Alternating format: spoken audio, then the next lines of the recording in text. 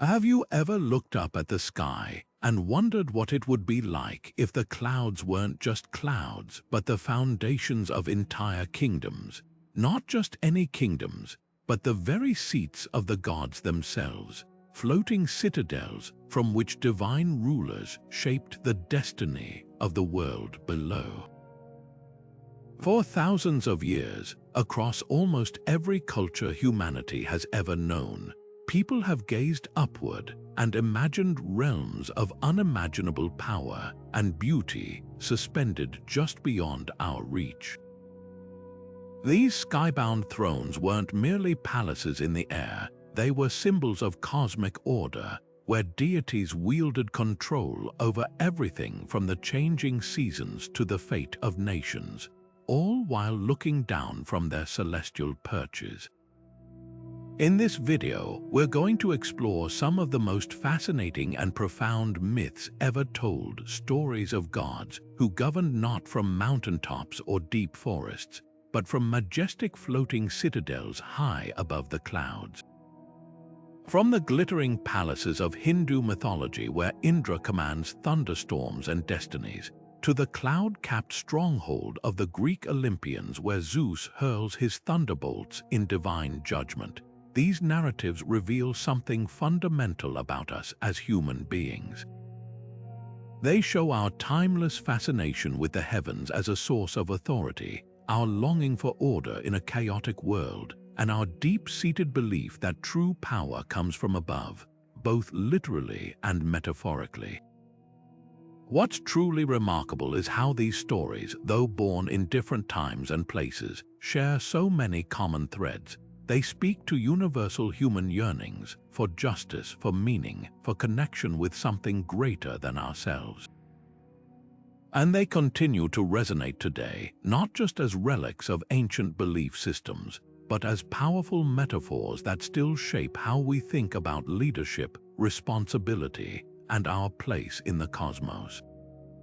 So join us as we ascend into these legendary skies, exploring the myths of celestial rule that have captivated human imagination for millennia, and discovering what they can teach us about power, wisdom, and the eternal human quest to reach for the heavens.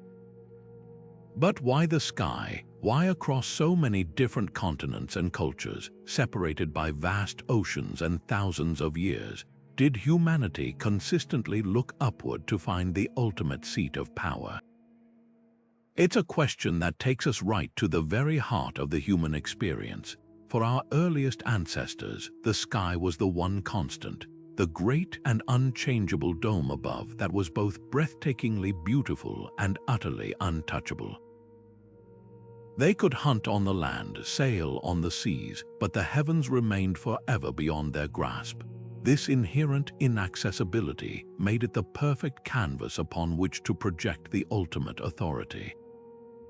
A god who lived on a mountain could, in theory, be climbed to and confronted, but a god whose palace drifted among the clouds, that was a being of an entirely different order, a ruler whose power was absolute because it was fundamentally unreachable by mortal hands. This association of height with moral and spiritual superiority is something that still lingers in our language today. We talk about looking up to people we admire, or describing a noble act as a lofty ideal. For ancient civilizations, this wasn't just a metaphor, it was a cosmological principle. A deity presiding from a floating citadel was the ultimate impartial judge, physically and metaphorically above the messy, often corruptible affairs of the earthly realm.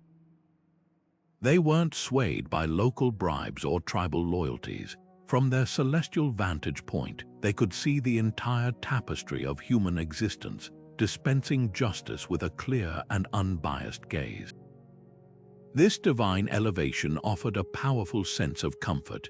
It meant that however chaotic and unfair life on the ground might seem, there was a higher court, a final arbiter ensuring that balance and order would ultimately prevail. We also cannot overlook the profound influence of early astronomy on this concept. Before city lights drowned out the stars, the night sky was a dazzling, ever-changing spectacle. The sun, moon, and planets followed complex but predictable paths, governing the cycles of day and night, the tides, and the seasons upon which all life depended. It was only natural to see these magnificent, life-giving celestial bodies not as random balls of rock and gas, but as the very homes of the gods themselves. The sun was a god driving a chariot of fire across the sky. The moon was a goddess sailing a silver boat through the stars. By placing their gods in these celestial objects, ancient peoples were creating the first scientific models, narratives that explained the bewildering mechanics of the universe and humanity's place within it. The floating citadel was more than a home. It was the control room from which these divine operators managed the cosmic machinery. Ultimately, these skybound thrones represent one of humanity's most enduring and universal yearnings: the search for order in a world that often feels random and chaotic. By envisioning a divine ruler in a flawless palace above the clouds, ancient cultures were asserting that there was a plan, a purpose, and a structure to existence. The gods weren't just powerful beings, they were administrators of fate, and their elevated realms were the ultimate symbols of a cosmos that, despite appearances, was governed by rules and not mere chance. These stories connected the vast, impersonal cosmos directly to human destiny, making the intimidating expanse of the heavens feel like a familiar court where petitions could be made, justice could be sought, and meaning could be found. Now, to truly understand this concept of divine elevation in action, we must journey to one of its most magnificent expressions, the Hindu concept of Diva Loca. Picture, if you will, not just a single palace floating in isolation, but an entire plane of existence, a shimmering stratum of reality suspended in the highest reaches of the cosmos. This is the world of the devas, the divine beings, and at its heart lies the resplendent city of Amaravati, the celestial capital. Crafted by the divine architect Vishwakarma, this isn't a fortress of stone and mortar, but a living realm woven from light, intention, and the very essence of righteousness. Its towers are said to be gold that breathes, its gardens bloom with jewels that sing, and the very air hums with the music of a perfectly ordered universe. It is a place where prosperity is not hoarded but is a natural state of being, a direct reflection of the moral and cosmic order it represents. From this radiant city, the king of the gods, Indra, presides from his magnificent throne known as the Vajrasana, the seat of the thunderbolt. This is no mere chair, it is the command center of the natural world. With but a thought from Indra, storms gather, life-giving rains fall upon the earth, and the seasons turn in their eternal, predictable dance. But his authority extends far beyond the weather. From that elevated seat, he oversees the intricate web of human destiny, particularly the paths of warriors locked in righteous battle and sages deep in meditative penance. His governance is active, engaged, and deeply intertwined with the moral choices made here below. A heroic deed can catch his eye, earning his favor, while an act of profound adharma or unrighteousness can draw his formidable wrath. What makes this myth so compelling is that this celestial realm, for all its divine splendor, is not entirely closed off to humanity. The ancient texts are filled with stories of mortals who, through immense spiritual effort, severe penance, or sheer force of virtuous will, manage to ascend to Diva Loca. These are not mere tourists, they are petitioners, seekers of boons, or sometimes even challengers to the gods themselves.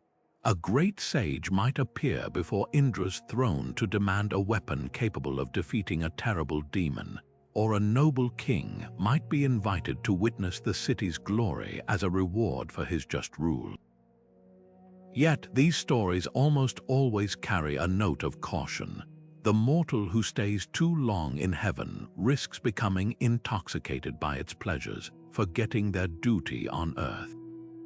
They are always meant to return, bringing back with them not just a magical gift, but a warning or a lesson for all of humanity about the delicate balance of power and responsibility. This entire magnificent construct, the floating city, the powerful king on his thunderous throne, the cyclical interaction between heaven and earth, is a grand narrative expression of a single foundational Hindu principle, Dharma. Diva Loca is the ultimate symbol of Dharma made manifest. It is the cosmic guarantee that right order, balance, and duty are not just human ideals but are woven into the very fabric of existence, governed from a seat of absolute authority. Indra's rule from above is not one of distant tyranny but of active stewardship. He maintains the harmony between the celestial and the terrestrial, ensuring that the cosmos functions as it should. The floating citadel of Amaravati, therefore, is far more than a divine residence. It is the beating heart of a universal system where authority exists not to dominate, but to preserve balance and reward righteousness. Yet for all its golden perfection, the divine court of Olympus was far from a paradise of perfect harmony. This brings us to the most human and relatable aspect of the Greek pantheon, their breathtakingly flawed nature. The gods of Olympus were not infallible, all-knowing beings of pure benevolence. They were projections of humanity itself, writ large with cosmic power. They bickered, held grudges, succumbed to envy, and often acted on petty whims that had cataclysmic consequences for the world below. Hera's legendary jealousy, for instance, wasn't just a domestic squabble. It was a force of nature that could reroute the journeys of heroes and ignite wars between entire cities. A perceived slight against Apollo could result in a plague decimating an army, while Athena's strategic favor could decide the fate of a 10-year conflict like the Trojan War with a simple nod of her head. This deeply ingrained fallibility made their governance intensely personal and often terrifyingly unpredictable. Where the Hindu Diva Loca represented an abstract, cyclical order, the rule of the Olympians was direct, interventionist, and deeply entangled in the messy drama of mortal affairs. The Great Hall of Zeus was less a solemn court of cosmic justice and more a divine family's dining room, where world-altering decisions were made between arguments and cups of nectar. The gods would take sides in human conflicts, championing their favorite mortals not always based on virtue, but on patronage, past favors, or even physical attraction. This created a world where mortal lives were often just pawns in a much larger, more capricious game played by beings who, despite their immortality, were slaves to their own passions. This leads us to the very purpose of Olympus as a narrative device. The Greeks, through these myths, were holding a mirror up to their own society and to the very nature of power itself. The inaccessible, floating citadel was the perfect setting to ask profound questions. What does it mean to wield authority justly? How does power corrupt even the divine? Can true justice exist when those in charge are subject to the same flaws as those they rule? The throne of Zeus was the ultimate symbol of this tension. From it, he could hurl thunderbolts that could shatter mountains and punish oath-breakers, enforcing a kind of rough justice. Yet he also used that same power to kidnap a mortal woman he fancied, sparking a chain of events that would lead to immense suffering. The myths force us to confront the uncomfortable idea that power does not necessarily confer wisdom or morality, and this is where the mortal consequence comes into stark relief. The true tragedy and beauty of these stories is not found in the golden halls of the gods, but down on the earth, in the lives of the heroes and common people whose destinies were being toyed with. The epic tales of Achilles, Odysseus, and Heracles are all, at their core, about navigating a world governed by these flawed, meddlesome deities. A hero's success was never guaranteed by mere strength or virtue. It depended on navigating the complex and often contradictory wills of the Olympians. An offering to one god could inadvertently anger another. A promise of protection from Athena was worthless if you unknowingly offended Poseidon. This created a profound sense of dramatic irony and existential anxiety that still resonates today.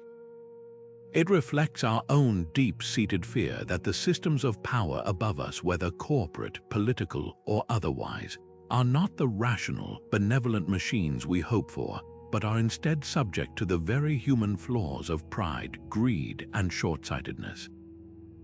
Ultimately, the floating citadel of Olympus stands as one of mythology's most enduring and complex symbols of governance.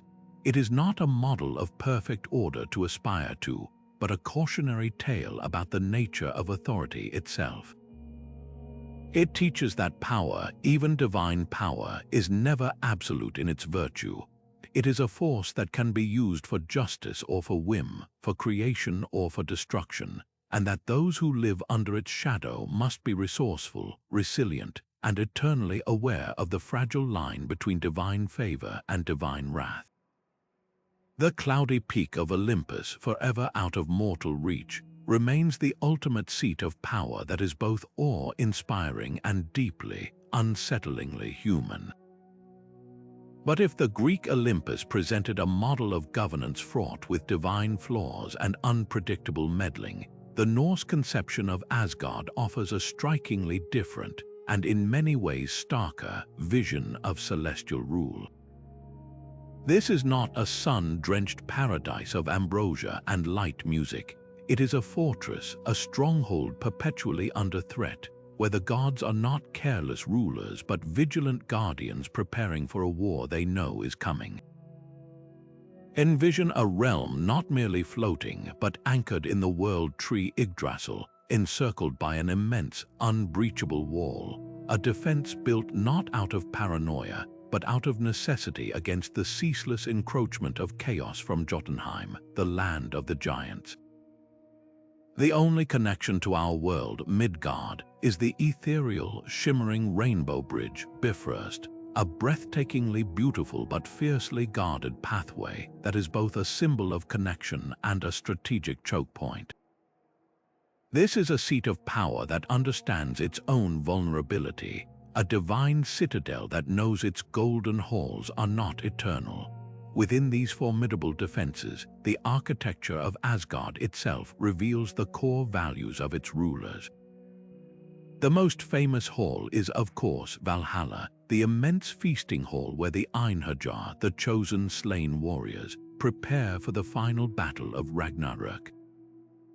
This is not a passive afterlife of rest, but a continuous cycle of combat and camaraderie, a divine boot camp where the greatest of mortals are honed into an army for the gods. It speaks to a world where courage in battle is the ultimate virtue, and where even in death one's service to the cosmic order continues. Then there is Odin's own high seat, Hlidskjalf.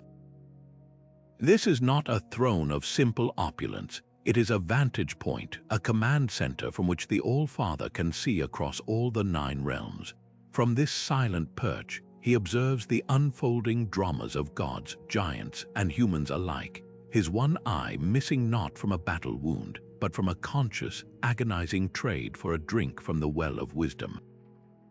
This single act defines Norse divine governance. Authority is not a right of birth or power, but a burden earned through profound personal sacrifice and an unquenchable thirst for the knowledge required to rule justly. This emphasis on sacrifice and foresight is what truly sets the rule of the Aesir apart. Odin's relentless pursuit of wisdom is a continuous theme. He hangs himself from Yggdrasil for 9 nights, pierced by his own spear, to gain knowledge of the runes. He consults the severed head of the wise being Mimir for counsel. These are not the actions of a capricious or lazy god, but of a deeply concerned leader who understands that the survival of the cosmos depends on his making the right decisions with limited information. His rule is one of anxious vigilance, a far cry from Zeus's confident, often reckless wieldings of power. The gods of Asgard are not playing games with mortals. They are building alliances, crafting magical artifacts, and seeking every possible advantage because they have read the prophecies. They know Ragnarok is inevitable. They know the wolf Fenrir will break free, that the world serpent Jörmungandr will rise from the ocean, and that many of them, including Odin himself, are destined to fall. This foreknowledge injects their every action with a profound and tragic gravity, and this brings us to the most powerful lesson embedded in the myth of Asgard's floating citadel, the cyclical nature of power and the inescapable reality of accountability. The Norse cosmos does not promise a happy ending or eternal stability.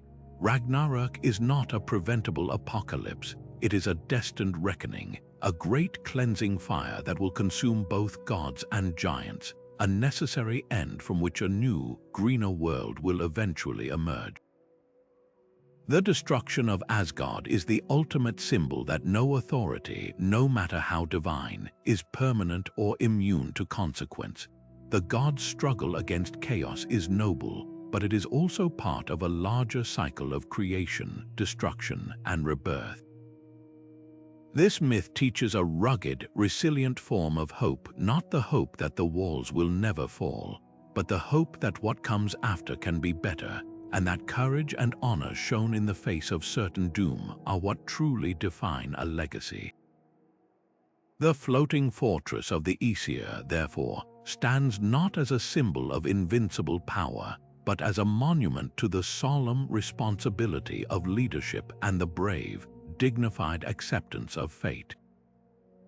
While the Norse envisioned their gods preparing for an inevitable twilight in a fortified celestial stronghold, the ancient Mesopotamians conceived of a divine administration that was both more bureaucratic and fundamentally creative in its structure. Their worldview presents us with a fascinating duality of power, a celestial division of labor that separated the ultimate authority of the sky from the generative wisdom of the deep. At the very pinnacle of this cosmic order sat the god Anu, ensconced in his heavenly palace at the very highest level of the universe. This was not merely a home, it was the ultimate seat of celestial government, a divine citadel from which the fundamental laws of the cosmos, known as the Mi or divine decrees, were issued.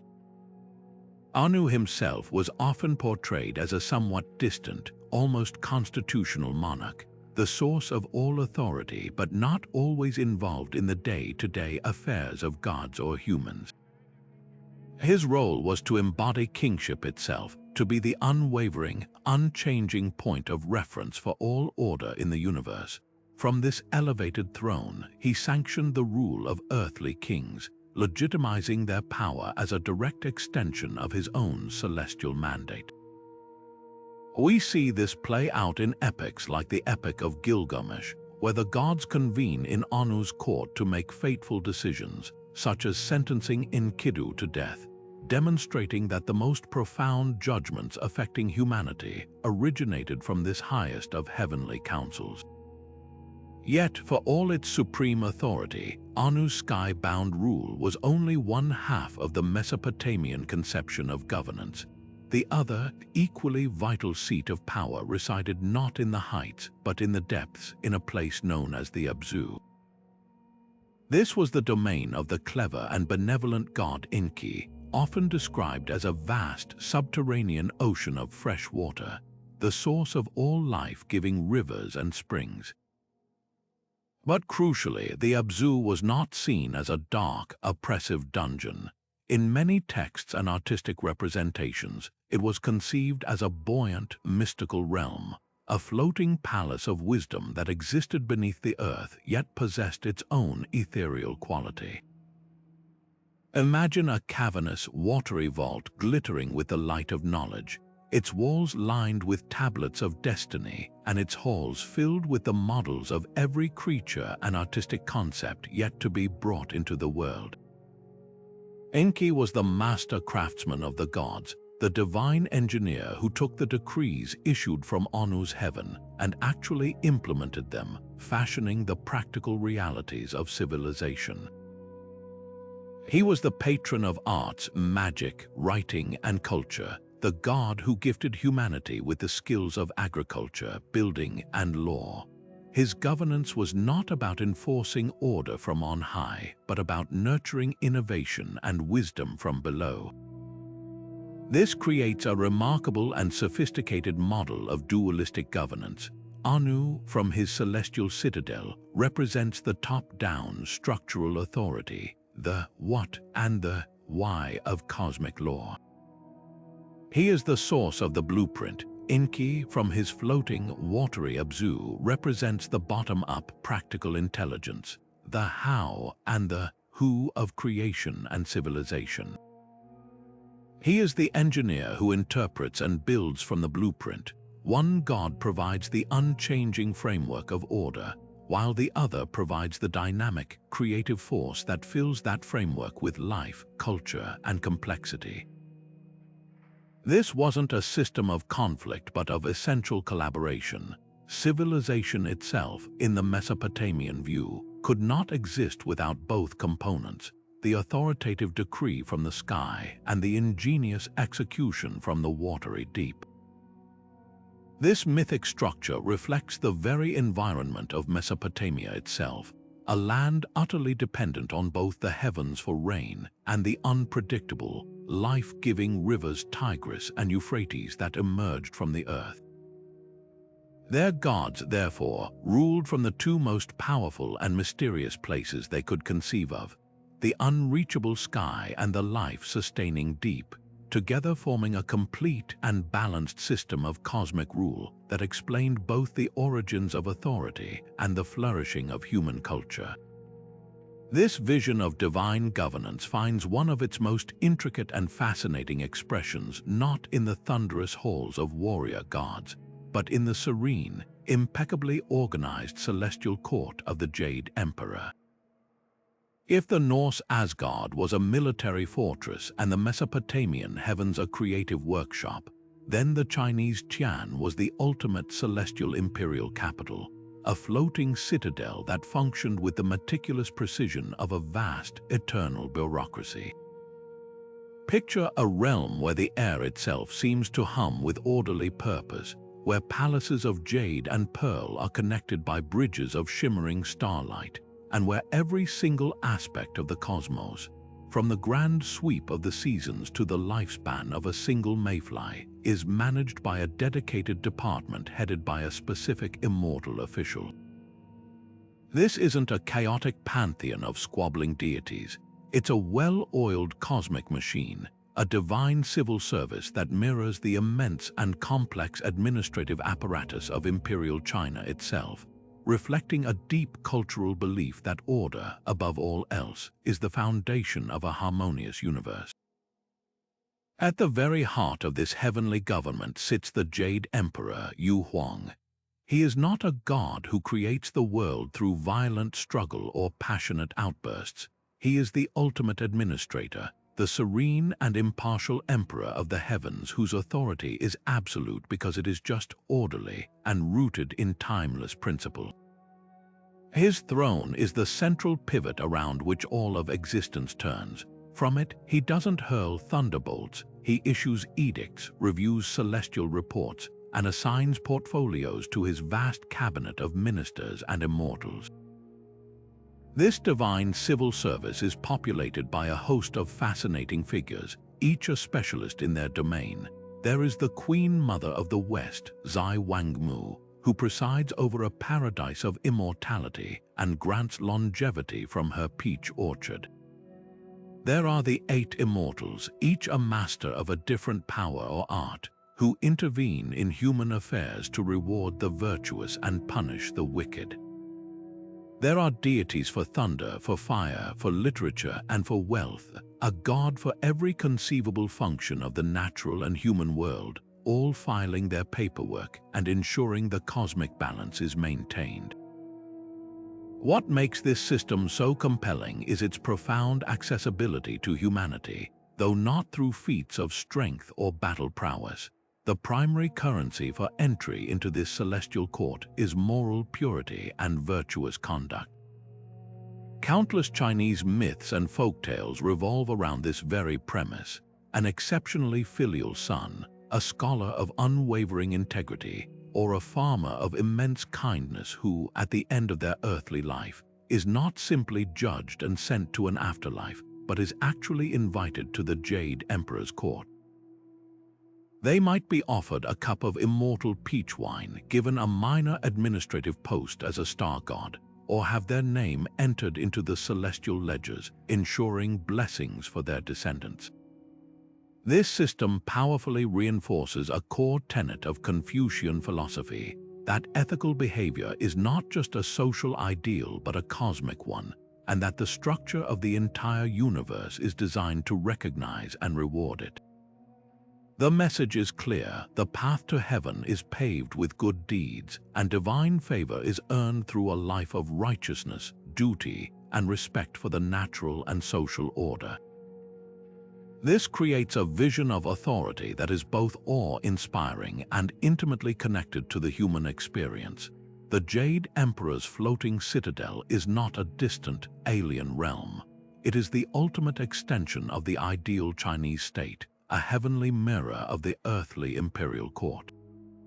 This concept, known as the Mandate of Heaven, was the very foundation of political legitimacy for Chinese emperors.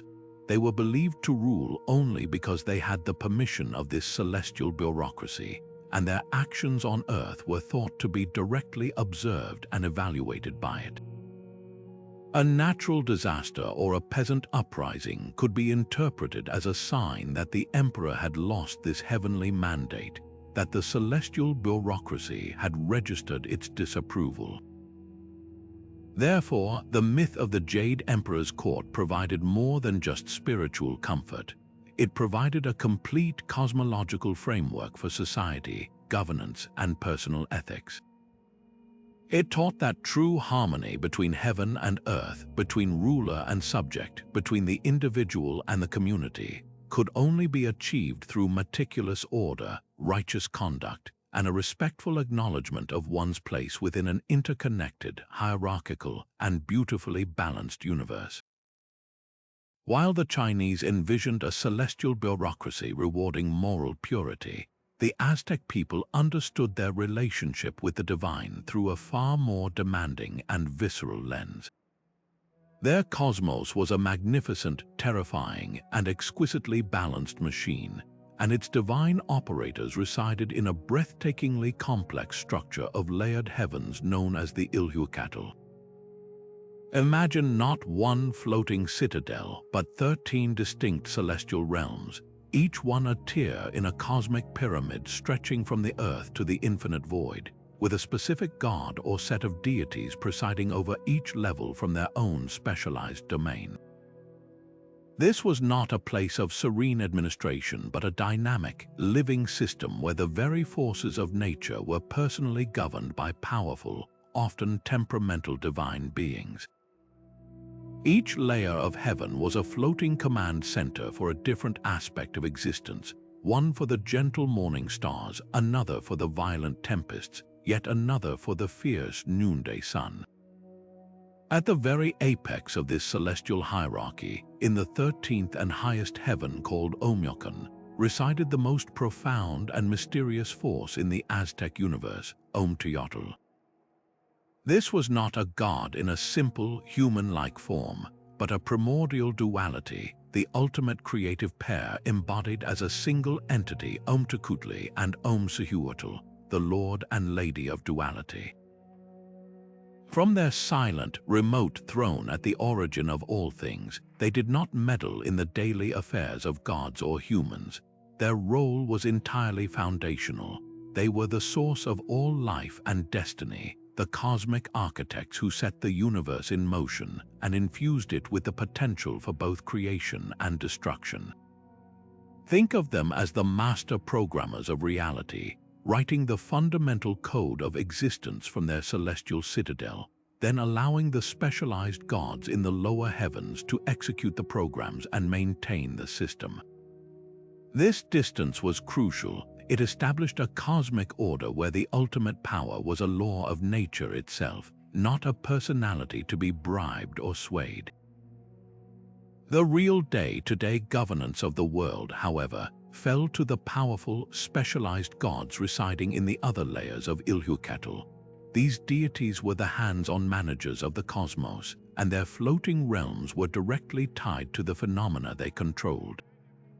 Tlaloc, the great god of rain and fertility, ruled his paradise Tlalocan, a layer of heaven overflowing with lush vegetation and abundant water. It was from here that he would send the gentle rains that nourished the corn or the devastating hurricanes that could wipe out a harvest. Similarly, Tanatia, the blistering sun god, governed from his radiant palace, demanding daily offerings of blood to fuel his arduous journey across the sky each day. For the Aztecs, these gods were not abstract concepts. They were incredibly real administrators of reality, whose moods and needs directly dictated whether the people would feast or starve. A good rainy season was a sign of Tlaloc's satisfaction. A drought was a terrifying indication of his displeasure. This belief formed the core of a breathtaking cosmological bargain. The continued functioning of the universe depended on a reciprocal relationship between humanity and these divine rulers. The gods in their celestial citadels provided the essential services: sun, rain, wind, fertility. In return, humanity was obligated to provide the fuel that sustained the gods themselves: energy, honor, and most vitally, blood. This is where Aztec mythology takes on its most intense and often misunderstood aspect. The elaborate rituals, including human sacrifice, were not acts of meaningless brutality. They were viewed as the most vital form of tribute, the essential payment owed to the divine civil service in the sky. It was a sacred debt, a life-for-life exchange where human energy was offered to nourish the gods and ensure the sun would rise, the rains would fall, and the world would not descend back into primordial chaos. A failure to pay this tribute was not just a religious transgression. It was a cosmic crisis, a threat to the stability of the entire universe. This world, you created a society living in a state of profound and constant negotiation with the powers above. The heavens were not a distant reward for the righteous, but an active, demanding, and often perilous partner. The same Tlaloc who provided life-giving water could also send a lethal flood. The sun that gave life could also bring deadly drought. This duality taught that divine governance was not unconditionally benevolent. It was a balanced but fragile system that required constant upkeep, reverence, and sacrifice from humanity. The layered citadels of the Ilhuatl, therefore, represented the ultimate source of both life and fear, a reminder that authority, even divine authority, operated on a principle of reciprocal exchange. The survival of the world depended on this delicate contract between the earthly and the celestial, making every ritual, every offering, and every prayer a critical act of cosmic maintenance. Leaving behind the demanding, layered heavens of the Aztec world, we travel across the vast expanse of the Pacific Ocean to encounter a celestial realm that feels both intimately connected and profoundly different. For the Polynesian peoples, whose very survival depended on an intimate understanding of the winds, waves, and stars, the mythical homeland known as Kahiki was the ultimate source of divine power and ancestral wisdom. Unlike the fortified stronghold of Asgard or the bureaucratic court of the Jade Emperor, Kahiki was often envisioned as a series of cloud-enshrouded islands, perpetually adrift in the sky, their misty shores forever just beyond the horizon of the mortal world. These were not intimidating citadels of stone and majesty, but ethereal, floating landmasses that mirrored the very islands the Polynesians called home, blending the celestial with the familiar in a way that made the gods feel both awe-inspiring and accessible. This sky realm was the dwelling place of the great gods who shaped the fundamental forces of life. Here, the creator god Cain breathed life into the first humans and established the natural order. Here, the war god Ku drew his formidable strength, and the god Lono presided over the rains, peace, and fertility that ensured abundant harvests. From their cloud kingdoms, these deities did not merely command, they directed. They were the master navigators of the cosmos, steering the winds that filled the sails of voyaging canoes, guiding the currents that teemed with fish, and controlling the rains that nourished the taro fields. Their governance was not a remote administration but an active, engaged partnership with the world below, a reflection of the Polynesian worldview that saw no separation between the natural, the human, and the divine. The pathways to Kahiki were as mystical as the realm itself. While physically unreachable by ordinary means, it was accessible through what the Polynesians called Ike Papalua, the second sight, a state of profound visionary trance entered by shamans and skilled priests. In these journeys, the soul could travel the magical pathways of the rainbow or ascend on the breath of the wind to seek counsel directly from the gods. Alternatively, the gods themselves would choose to descend, often taking the form of a specific cloud, a sudden gust of wind, or an unexpected animal arrival, bringing their wisdom directly to the people. These were not random visitations, they were purposeful missions of knowledge transfer. This is where the concept of governance in Polynesian myth takes its most beautiful and practical form.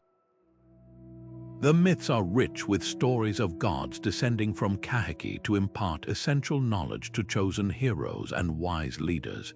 They taught the intricate art of wayfinding, the celestial navigation that allowed humans to conquer the world's largest ocean.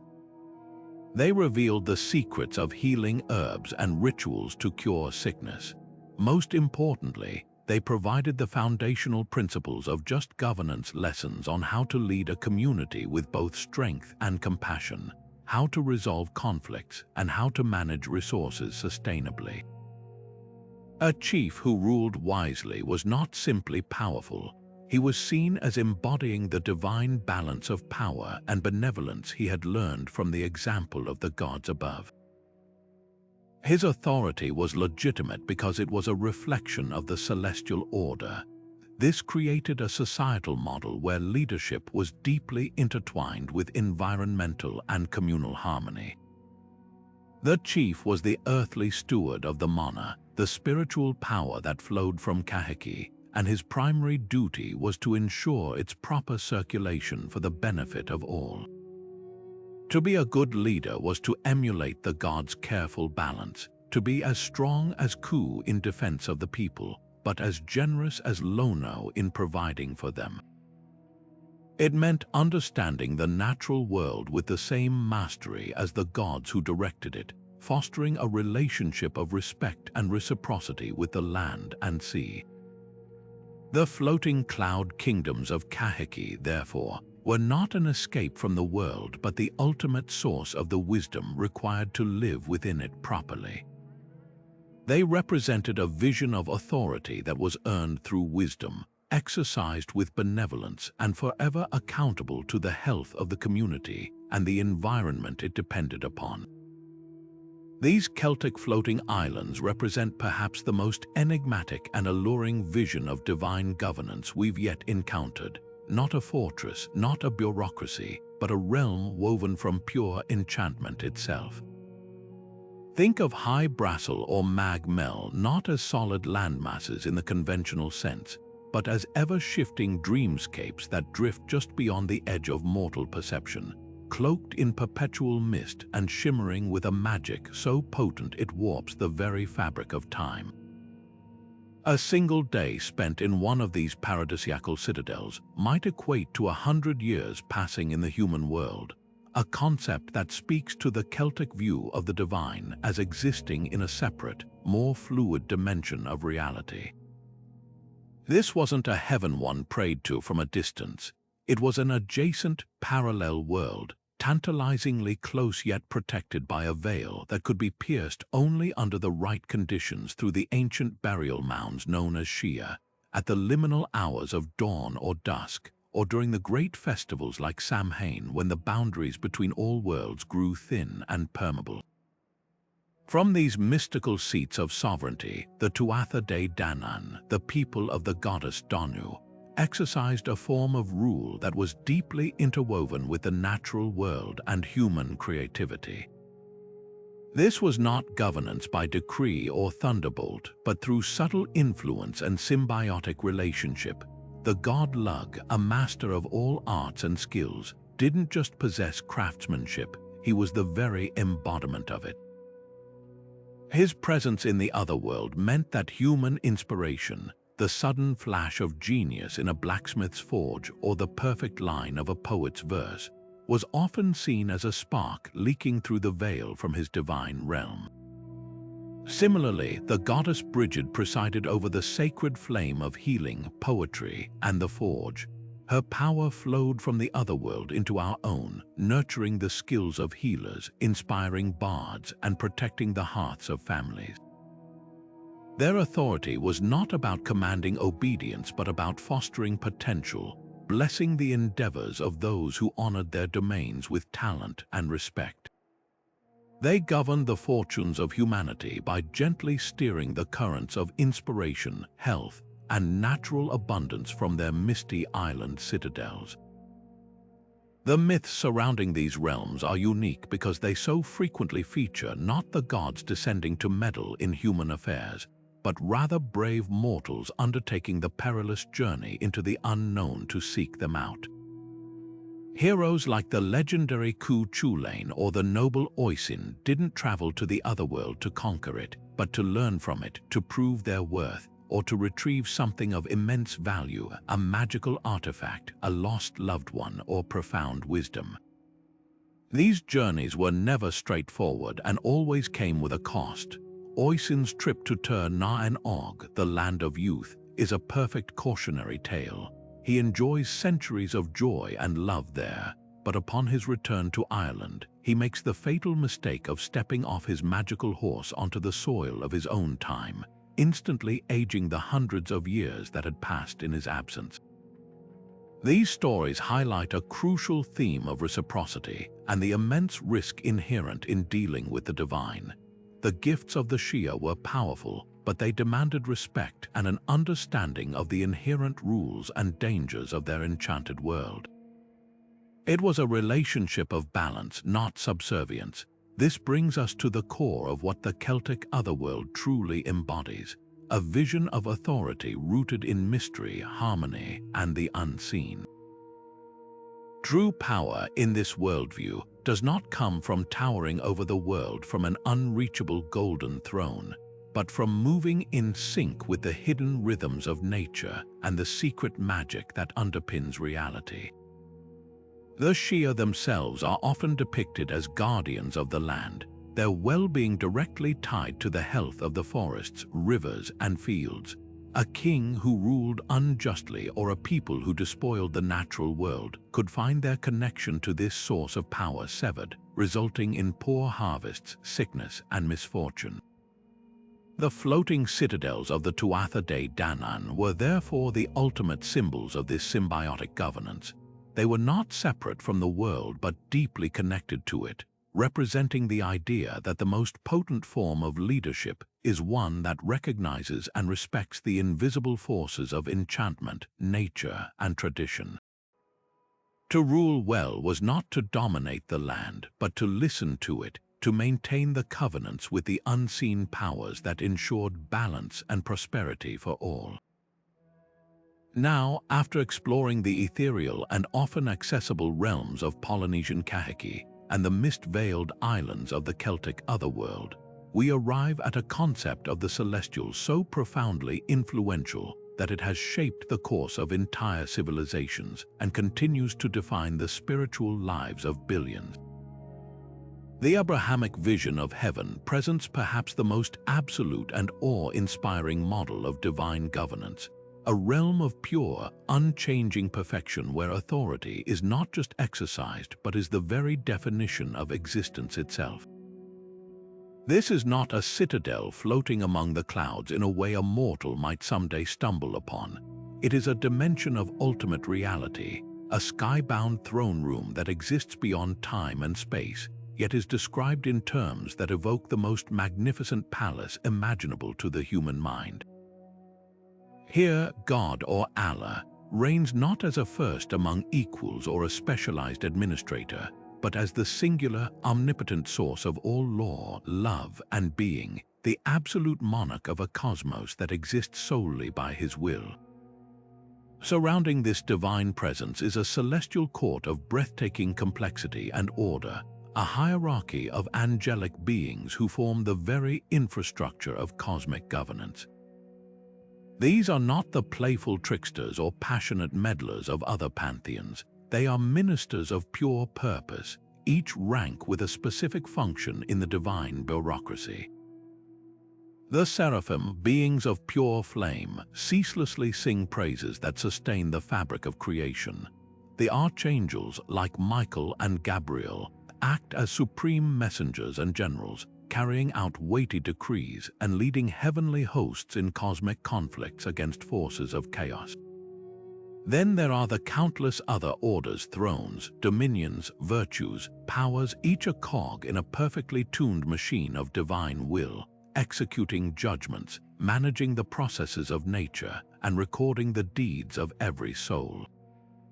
This angelic chancery ensures that the universe operates not by chance, but according to a meticulous and benevolent plan, a grand design emanating from the central throne. The nature of the decrees issued from this throne is what truly defines this form of governance. In the Jewish and Christian traditions, particularly in the apocalyptic visions of the Book of Revelation, God's throne is the source of ultimate judgment. From it flow pronouncements that shape the destiny of nations and the culmination of history itself, a final arbitration of good and evil that promises perfect justice for the oppressed and accountability for the wicked. In Islamic theology, this concept is crystallized in the preserved tablet, Al-Law al-Mahfuz, which exists in heaven and contains the unalterable record of all that was, is, and will be. Every event, every birth, every leaf that falls is inscribed upon it, not as a pre-written script that negates free will, but as a testament to God's complete and encompassing knowledge. This portrays a governance that is both intimately involved in every detail of creation and yet transcendently above it, a rule that is all-knowing, purposeful, and ultimately merciful in its grand design. This vision of a perfectly just, orderly, and hierarchical heaven had a profound and tangible impact on the earthly world, particularly during the medieval period. It became the foundational model for the concept of theocracy, the idea that earthly power should be a direct reflection of and subservient to divine authority. Kings and emperors were anointed by religious leaders, their coronations designed to mirror the crowning of Christ in heaven. The architecture of grand cathedrals, with their soaring vaulted ceilings, intricate stained glass, and altars positioned like thrones, was consciously intended to be a physical echo of the heavenly court, a bridge between the human and the divine. The very idea of law shifted. Just laws were not merely human inventions for social order, but were attempts to codify and enact the perfect justice that radiated from God's throne. A ruler's legitimacy was increasingly judged by how well his reign mirrored the attributes of heavenly rule, his mercy, his justice, his protection of the weak, and his upholding of divine order. Yet, for all its emphasis on order and justice, the Abrahamic heaven also maintains a core of beautiful inscrutability. The prophets and mystics who glimpsed this realm in visions consistently struggled to describe it, resorting to symbolic language of streets of gold, gates of pearl, and a sea of glass. This tells us that the true nature of divine governance in this tradition ultimately transcends human comprehension. It is a rule that can be trusted as benevolent and just, but cannot be fully understood. It operates on a cosmic scale and with a wisdom that finite mortal minds cannot grasp. This creates a unique relationship between the believer and the divine ruler, one based not on negotiation, as with the Aztec gods, or on earned wisdom, as with the Polynesian deities, but on faith, submission, and the humble trust that the judge of all the earth will do what is right. The majesty of the Abrahamic heaven lies in this powerful combination, a governance that is impeccably structured and knowable in its principles of love and justice, yet remains forever mysterious in its awesome, transcendent glory. This celestial realm, known as Takamagahara, offers a vision of divine governance that is both majestic and intimately connected to the land it oversees. Unlike the fortified Norse Asgard or the bureaucratic Chinese Tian, the plane of high heaven feels less like a distant fortress and more like a luminous, elevated extension of Japan itself. It is described as a pristine, shimmering plain suspended above the clouds, dotted with tranquil rivers and palaces whose architecture mirrors the elegant simplicity of early Japanese shrines. Here, the kami, a term that encompasses everything from grand deities to spirits of natural phenomena, reside in a state of harmonious existence.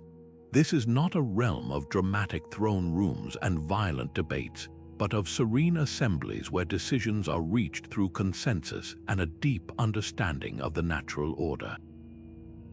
The most powerful of these kami, the sun goddess Amaterasu, embodies this principle perfectly.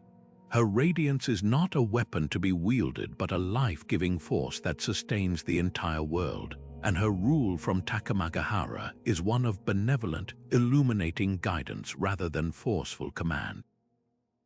The profound connection between this floating citadel and the earthly realm is perhaps most powerfully illustrated by one of Shinto's most foundational myths, the bestowal of the imperial regalia.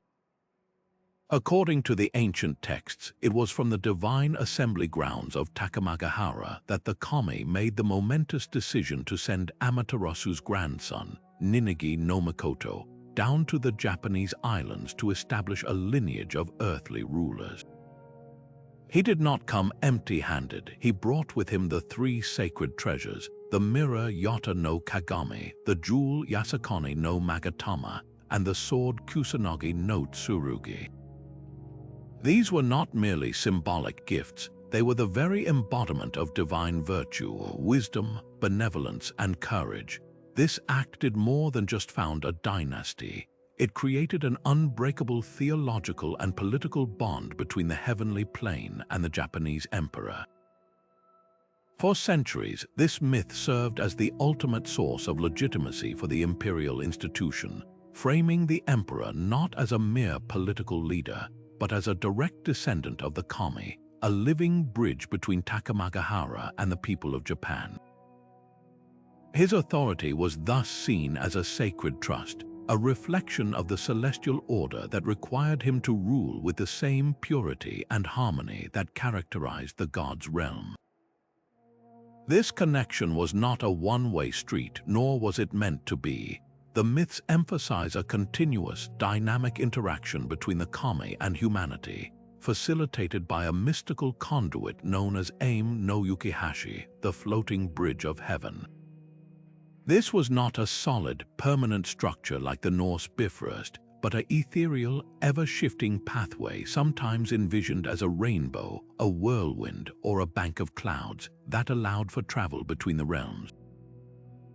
This bridge symbolizes a core tenet of Shinto belief that the divine is not remote and detached but immanent and accessible. The kami frequently used this bridge to descend to earth, not to issue thunderous judgments, but to partake in the world they helped create, to offer guidance, and even to learn from human experiences. This constant back and forth blurred the lines between heaven and earth, creating a worldview where the sacred and the profane are intertwined. It suggested that effective governance, whether divine or earthly, could not be conducted from an isolated ivory tower. It required empathy, a genuine connection to the lived experiences of the people, and a willingness to engage directly with the world one seeks to guide. This results in a uniquely holistic and responsive model of authority. Governance in this framework is not about imposing a rigid set of laws from on high, but about maintaining a state of purity and balance both within oneself and within the community. The kami in Takamagahara are responsive. They listen to the prayers and rituals performed at thousands of shrines across Japan, which act as local nodes connecting back to the celestial plane. A well-conducted festival, a heartfelt prayer, or an act of great communal purity could attract the favorable attention of the kami, bringing blessings and harmony. Conversely, moral impurity or kegare caused by conflict or disrespect for nature could sever this connection, leading to misfortune. Therefore, the responsibility for maintaining cosmic and social order was a shared endeavor. The emperor and priests had their roles in conducting state rituals, but every individual had a part to play through their own actions and adherence to ritual cleanliness. The authority emanating from Takamagahara was thus innate to the cosmos, yet it was not autocratic. It was a reciprocal relationship built on respect, ritual, and a shared commitment to the beautiful, delicate interconnectedness of all life. This concept of a celestial realm intimately tied to earthly well-being through sacred messengers finds a powerful and highly organized expression in the cosmology of the Inca Empire, high in the Andes Mountains. For the Inca, the universe was not a single heaven but a carefully structured trilogy of interconnected worlds, each with its own purpose and inhabitants. At the very summit of this cosmic hierarchy was Honan Pacha, the upper world. This was not a vague, ethereal paradise but a very specific celestial domain, a luminous citadel of order and perfection that stood in stark contrast to the unpredictable and sometimes harsh realities of the earthly realm, Pacha. Honan Pacha was the domain of the most powerful and benevolent gods in the Inca Pantheon, the ultimate source of the structure and abundance that made human life possible.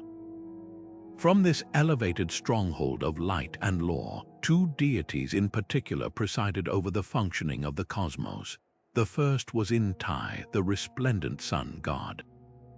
For the Inca, Inti was far more than a celestial body. He was the divine ancestor of the imperial dynasty itself, the life-giving father of the nation whose daily journey across the sky was a constant, reliable act of divine benevolence. His warmth nurtured the crops on the steep mountain terraces, and his light brought order to the world, banishing the chaos and dangers of the night. Alongside him, though often more distant and inscrutable, was Viracocha, the great creator god. Having fashioned the world and everything in it, Viracocha was the ultimate architect, the source of the fundamental laws of existence. From Honan Pacha, these gods oversaw the intricate mechanisms of the universe, the turning of the seasons that dictated the agricultural cycle, the movement of the stars that guided timekeeping, and the very moral order that bound their society together.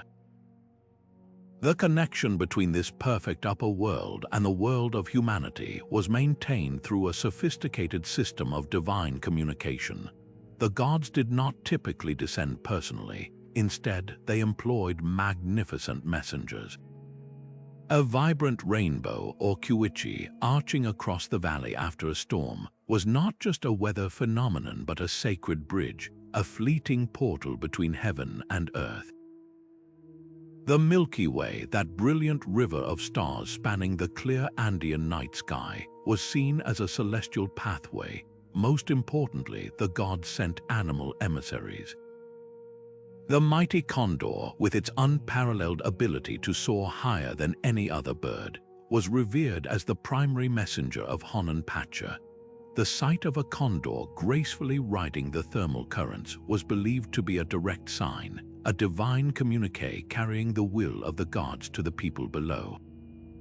Through these signs and messengers, decrees were conveyed, blessings were granted, and the necessary rituals for maintaining cosmic balance were instructed. This entire cosmological system served a profound social and political purpose. It was the bedrock of the Inca state's legitimacy and the blueprint for its governance. The Sopa Inca, the emperor, was not merely a political leader. He was believed to be the direct living descendant of Inti, the sun god. This divine lineage made him the sole, indispensable intermediary between Honunpacha and the earthly realm. His authority was absolute because it was celestial in origin. The immense social cohesion of the empire, which stretched across thousands of miles and encompassed dozens of different cultures, was maintained through this shared belief. The intricate and demanding rituals performed by the emperor and the state priesthood were not empty ceremonies. They were essential acts of cosmic maintenance, the necessary reciprocity that ensured the sun would continue to rise, the rains would fall in their season, and the earth would remain fertile. Therefore, Honunpacha was the ultimate symbol of a perfectly centralized and benevolent governance, a divine mirror of the ideal Inca state. It represented a sacred contract. The gods in their sky citadel provided the unwavering structure, light, and abundance, and in return, humanity, through its divine emperor, offered unwavering reverence, labor, and cooperation. This myth taught a powerful lesson that extended far beyond religion into every aspect of daily life. It asserted that all true authority, whether wielded by a god in the heavens or an official in a village, carried with it a sacred duty to sustain balance and justice. A leader's primary responsibility was not to enrich themselves, but to ensure the survival and prosperity of the entire community, to act as a faithful steward of the divine order that flowed down from the luminous, life-sustaining citadel of Honunpacha. While Osiris presided over the solemn judgments of the underworld, the Egyptian vision of celestial authority took a far more dynamic and spectacular form each and every day, quite literally sailing across the sky for all to see. The sun itself was not merely a burning ball of gas, but the magnificent solar bark of the great god Ra, a floating citadel of light and law on a perpetual, perilous voyage through the heavens. Imagine this not as a simple boat, but as a divine warship and a mobile throne room combined, a glowing vessel of unimaginable splendor crewed by a host of lesser deities and protected by the most powerful magic. Its daily journey was the most important event in the cosmos, a ritual that repeated every sunrise and sunset, bringing life, order, and hope to the world below while holding back the terrifying forces of pure chaos that sought to devour it. This was no pleasure cruise, it was a dangerous military campaign fought on a cosmic scale. The greatest threat to this floating citadel was the monstrous serpent Apep, the embodiment of Isfet chaos, darkness, and evil. Each night, as Ra's bark traveled through the treacherous 12 hours of the underworld, Apep would lie in wait, attempting to coil its immense body around the vessel and halt the sun's progress forever, plunging the world into eternal night. The crew of the bark, including mighty gods like Set who stood at the prow to spear the monster, would engage in a fierce, nightly battle. Spells were chanted, weapons were flung, and the very power of mad cosmic order was marshaled to repel the attack. This myth transformed the simple setting of the sun from an astronomical event into a high-stakes drama of survival, where the victory of light over darkness was never guaranteed, but had to be won anew each and every cycle through divine courage and will. But the solar bark was more than just a vehicle for the sun god. It was also the ultimate reward for a righteous ruler. Upon their death, the pharaohs of Egypt did not simply fade into a static afterlife. In one of the most profound connections between earthly and celestial authority in any mythology, the pharaoh's soul was believed to merge with Ra's own, and he would take his place aboard the glorious bark as a member of its divine crew. He wasn't a passive passenger, he was an active participant in this eternal struggle, assisting in the fight against Apep and helping to ensure the sun would rise again. In some versions of the myth, the pharaoh would even become one of the imperishable stars that circled the north sky, a permanent, watchful guardian from the heavens. This was the final and greatest validation of the pharaoh's divine right to rule. His eternal duty was not to rest, but to continue his service to Maat from the deck of the very vessel that sustained all creation. For the common person, the hope for a celestial reward was different, yet it mirrored the same principles of order and morality. Their desired destination was the field of reeds or Aru. Often depicted in hieroglyphics as a paradisiacal, marshy landscape suspiciously similar to the Nile Delta, Aru was a floating realm of perfect abundance where the righteous dead could live forever in peace and prosperity. But crucially, gaining entry was not a matter of prayer alone. It was a reward for a life lived in accordance with Maat. Upon death, one's heart was weighed against the feather of truth in the hall of judgment before Osiris. Only if the heart was found to be free of the weight of sin and falsehood could the soul board the magical bark of the god Sokar and make the journey to this blissful, floating paradise. This system powerfully illustrated that divine governance was deeply ethical and participatory. The gods in their sky citadel and underworld court actively rewarded moral behavior, creating a direct link between personal virtue on earth and a blessed existence in a heavenly realm. The entire Egyptian cosmological system, therefore, presents a vision of divine authority that is both majestic and intensely practical. The solar bark is the ultimate symbol of perpetual, active governance. Ra is not a distant king on a stationary throne. He is a CEO on the move, a commander on the front lines, personally overseeing the maintenance of cosmic order in a hands-on, daily struggle. His floating citadel is a beacon of relentless effort, demonstrating that true authority is not a passive state of being but an active, cyclical process of defense, renewal, and unwavering commitment to justice. This myth provided immense comfort and meaning to the ancient Egyptians. Every sunrise was not just a new day, it was a fresh victory for the forces of light, a sign that the divine government had once again succeeded in its duties, and a promise that those who lived rightly would eventually find their own place in the eternal, ordered rhythm of the heavens. Transitioning from the grand, solar-powered bureaucracy of Egypt, we find a celestial realm that feels far more ancient, wild, and deeply woven into the rhythms of the natural world, the Slavic Vairaj.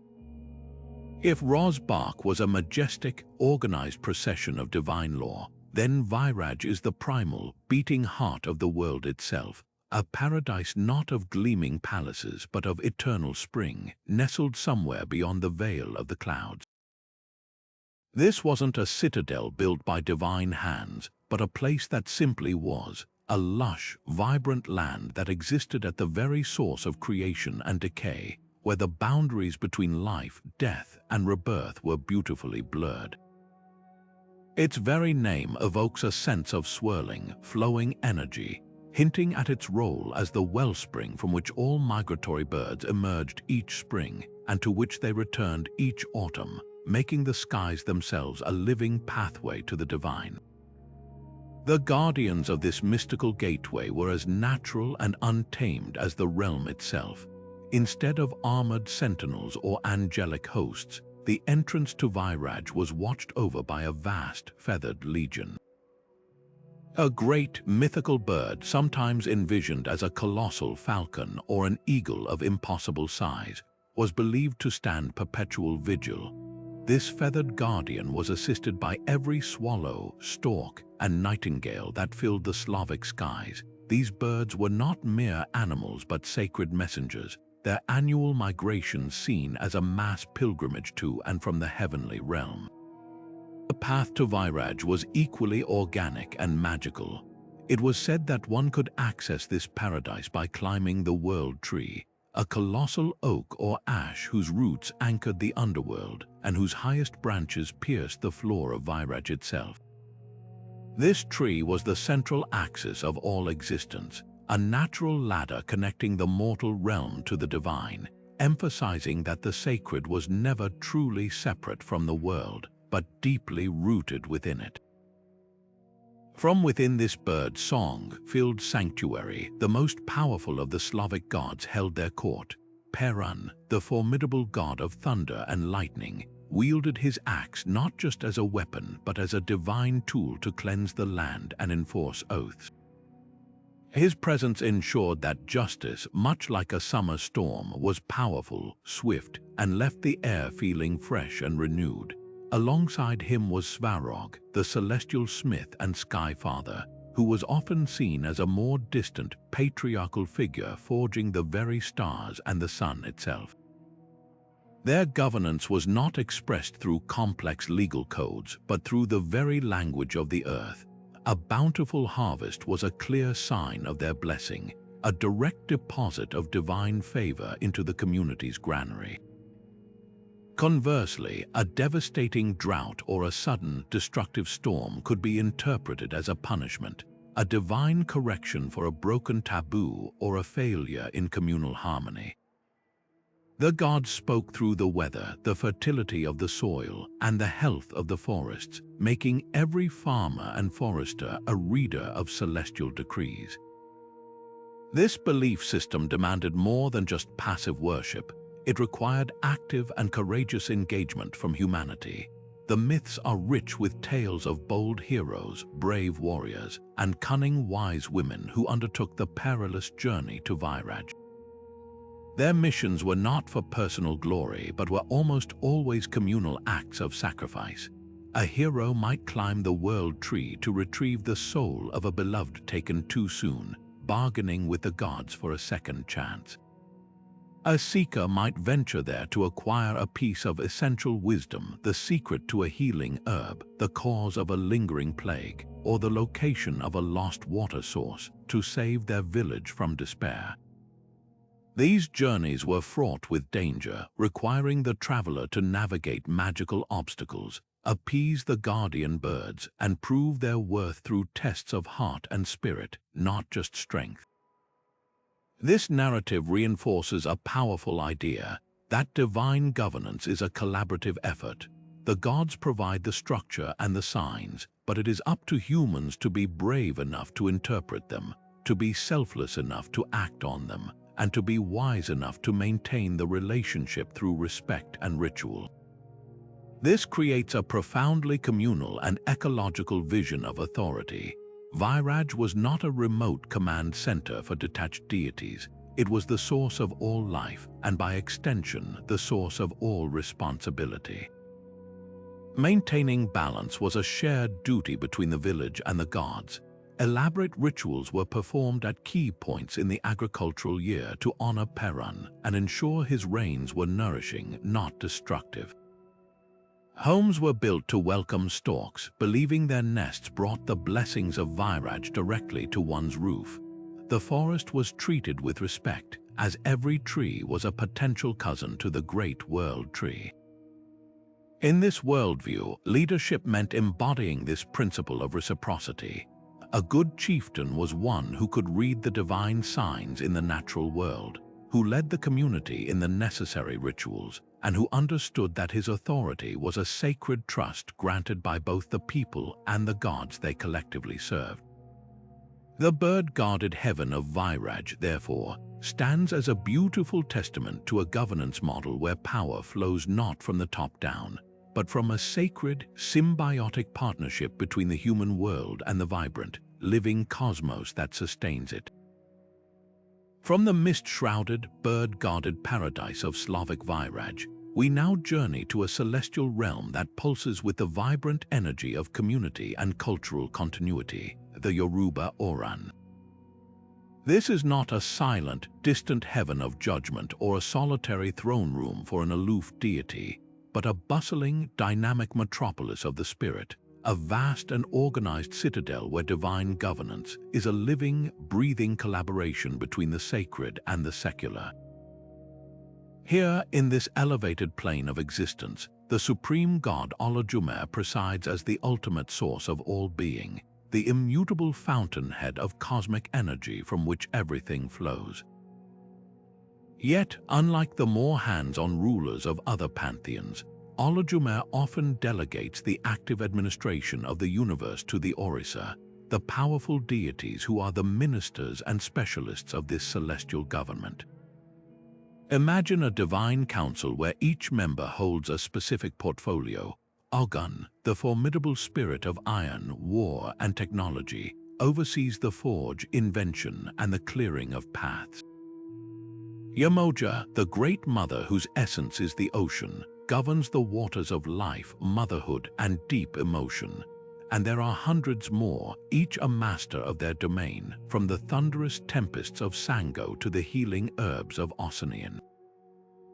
Together, from their abodes in Oran, they form a complete celestial cabinet, managing the intricate details of fate, morality, and the natural forces that sustain our world. The connection between this divine command center and the earthly realm, known as I, is not a one-way street of decrees but a constant, flowing exchange of energy and communication. The decisions made in Oran do not simply manifest on Earth as unexplained miracles or arbitrary acts of nature. Instead, they are channeled through a sophisticated and deeply human system of interaction. This is where the vital roles of priests, priestesses, and kings come into play. Through elaborate rituals, rhythmic drumming, sacred dance, and the profound art of Ifa divination, these trained intermediaries act as spiritual diplomats, opening a line of communication to the Orisa in Oran.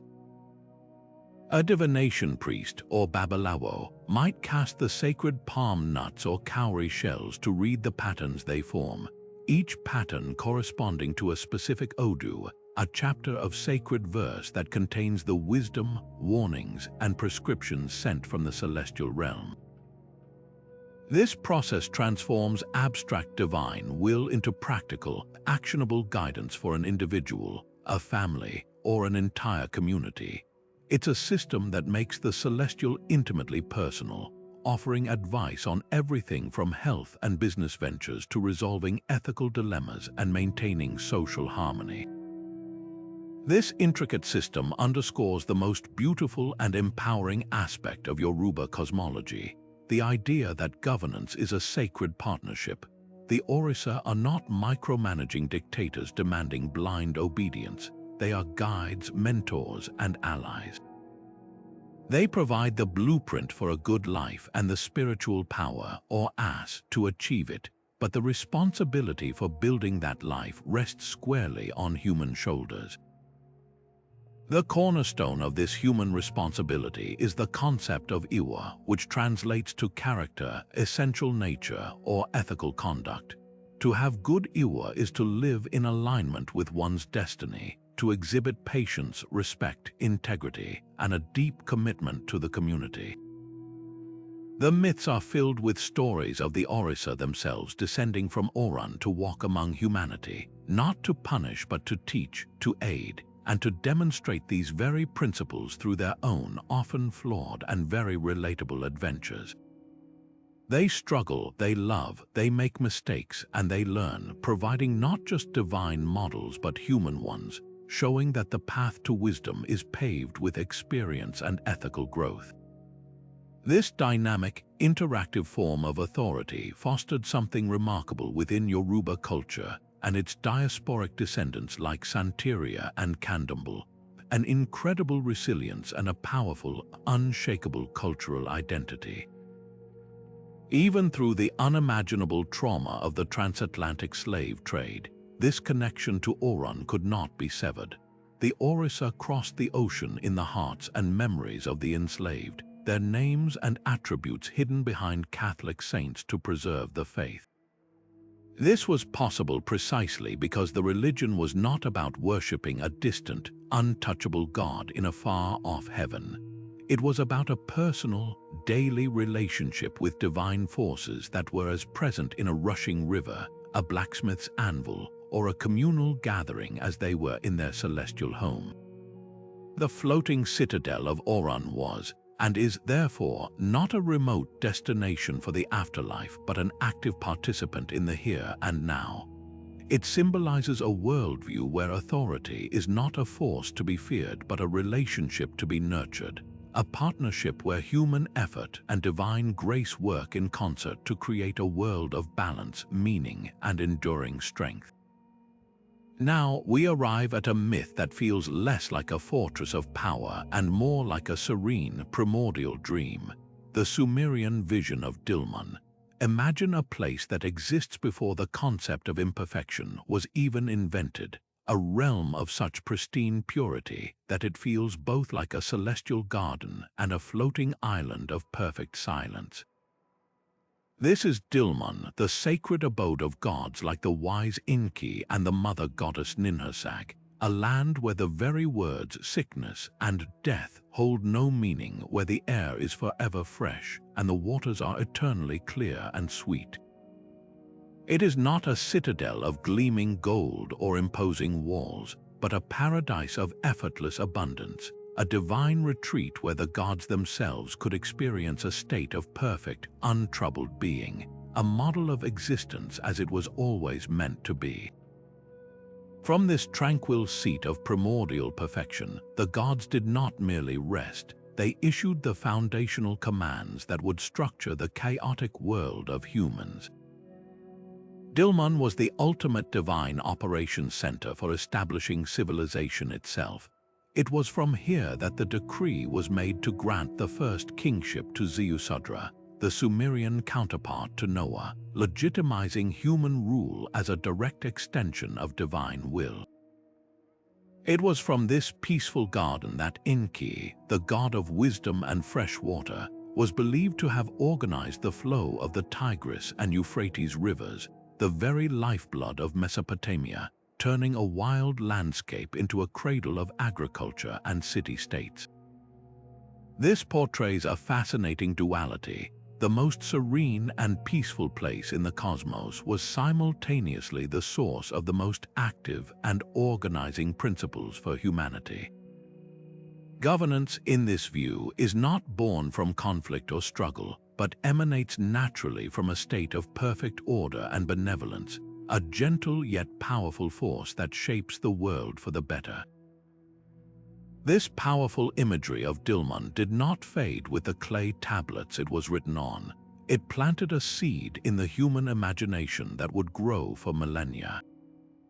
The description of a divinely appointed, lush garden, a place of innocence and abundance where pain and toil are unknown, is unmistakably the direct ancestor of the later biblical Garden of Eden. Both are visions of an ideal state from which humanity has fallen, a lost paradise that represents a world untouched by corruption. Furthermore, Dilmun can be seen as one of humanity's very first conceptualizations of a utopia, a term that would not be coined for thousands of years. It represents a universal and timeless yearning for a harmonious society, a blueprint for what life could be if it were governed by pure, uncorrupted principles of justice, peace, and plenty. It is the original template for heaven on earth. This transforms the concept of the skybound throne from a mere symbol of raw power into something far more profound, an aspiration. Dilmun is not about gods lording their power over mortals. It is about providing a divine example to strive toward.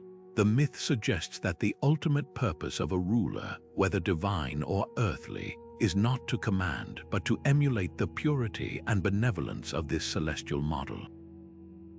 A just king was one who tried to bring a fragment of Dilmun's order and harmony down to his people. who governed in a way that mirrored the divine generosity of Inca providing life-giving water. The floating citadel in this context becomes a beacon of hope and a standard of excellence. It tells us that authority is at its most legitimate when it is used not for self-aggrandizement, but as a sacred duty to create a small piece of that divine paradise here among humanity, to build a society where the ideals of Dilmun's safety, health, and abundance are not a distant dream but a living reality. If the Slavic Vairaj envisioned a paradise guarded by birds and the Sumerian Dilmun a garden of primordial peace, the Persian vision presents a far more solemn and consequential celestial landscape, one defined by a single, hair-raising bridge and the unyielding cosmic justice that awaits on the other side. In the ancient Zoroastrian faith, the universe is a grand, ongoing battle between two fundamental forces, Ashar, which is truth, order, and light, and its opposite, Drudge, which is the lie, chaos, and darkness. At the very heart of this cosmic struggle stands the Chinvat Bridge, a terrifying and awe-inspiring span that connects the world of the living to the divine realms beyond. This is no ordinary bridge. Its very nature shifts according to the soul that approaches it. For the righteous, it appears as a wide, welcoming pathway leading effortlessly to the glorious heavenly citadels. But for the wicked, it transforms into a razor-sharp blade, from which they inevitably tumble into a terrifying abyss of darkness and punishment. This bridge is the ultimate arbiter, the final judgment that every single soul must face, making it one of the most powerful and psychologically potent symbols of divine justice in any mythology. On the far side of this bridge lie the radiant, floating fortresses of the divine. Here, the wise Lord Ahura Mazda, the embodiment of ultimate goodness and wisdom, presides not as a solitary monarch but as the head of a divine council. He is assisted by the Aimsha Spenters, the seven holy immortals, each one a divine entity representing a sacred aspect of creation like Vohu Mana, the spirit of good thought and the guardian of animals, or Ashavahishta, the spirit of highest truth and the essence of cosmic order. Together, from their luminous thrones in realms like the magnificent Garothman, the House of Song, they wage an eternal administrative war against the forces of Drudge. Their governance is the meticulous maintenance of Ashar, a continuous effort to keep the universe functioning according to the principles of truth, justice, and benevolent purpose. These skybound citadels are not remote palaces of leisure. They are command centers in a spiritual war, beacons of hope that shine across the cosmos, affirming that the struggle for good is organized, purposeful, and ultimately triumphant. What makes this system so profoundly impactful is its radical focus on human choice and moral responsibility. Unlike myths where fate is predetermined or the gods are capricious, Zoroastrianism places an immense weight on the individual's free will. Ahura Mazda provides the perfect blueprint for a good life, a path of good thoughts, good words, and good deeds, but he does not force anyone to follow it. The journey across the Chinvat Bridge is the direct result of a lifetime of personal choices. A soul is judged not by its prayers or rituals alone, but by the sum total of its actions, its intentions, and its commitment to strengthening the side of light in the great cosmic battle. This transforms the floating citadels from mere reward destinations into the ultimate symbols of accountability. They represent the promise that every action, no matter how small, has a cosmic consequence, and that justice is not a vague hope but a fundamental law of the universe, as real and immutable as the turning of the stars.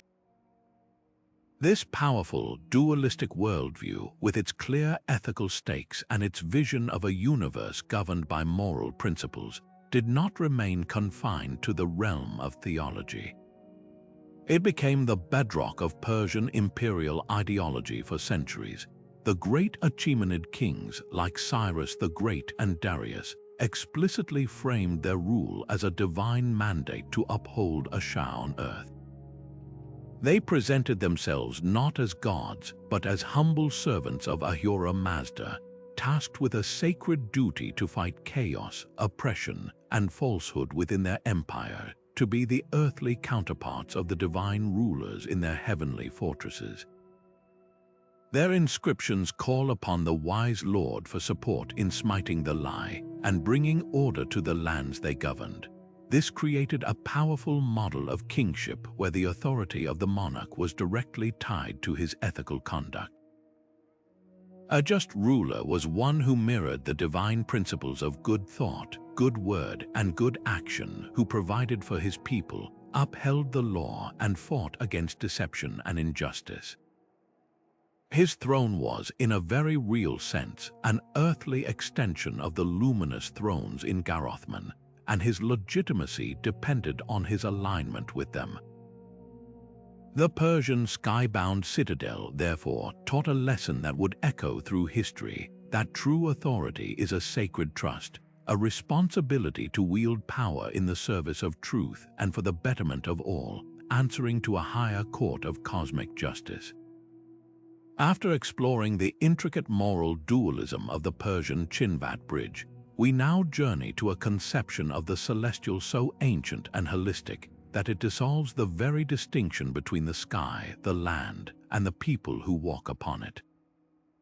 For the many First Nations peoples of Australia, the dream time is not a distant epoch but a continuous, living reality, a sacred dimension of existence that both created the world and continues to sustain it.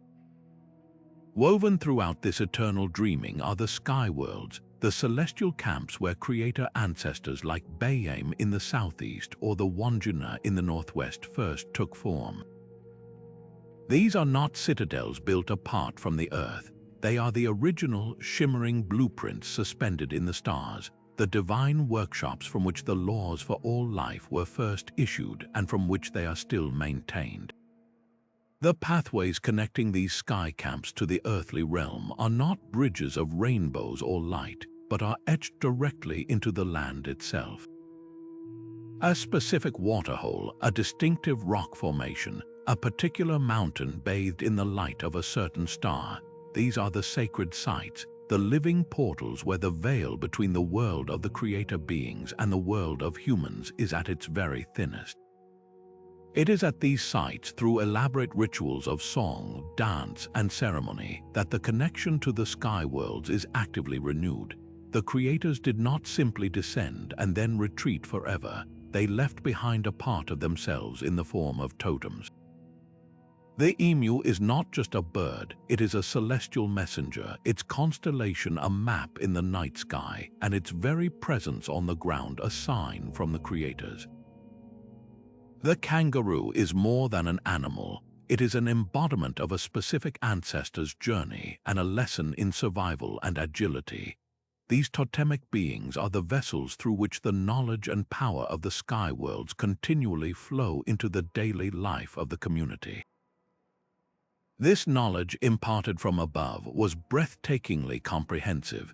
It was not limited to spiritual matters alone. The creator beings, from their celestial vantage points, provided the complete operating manual for human society.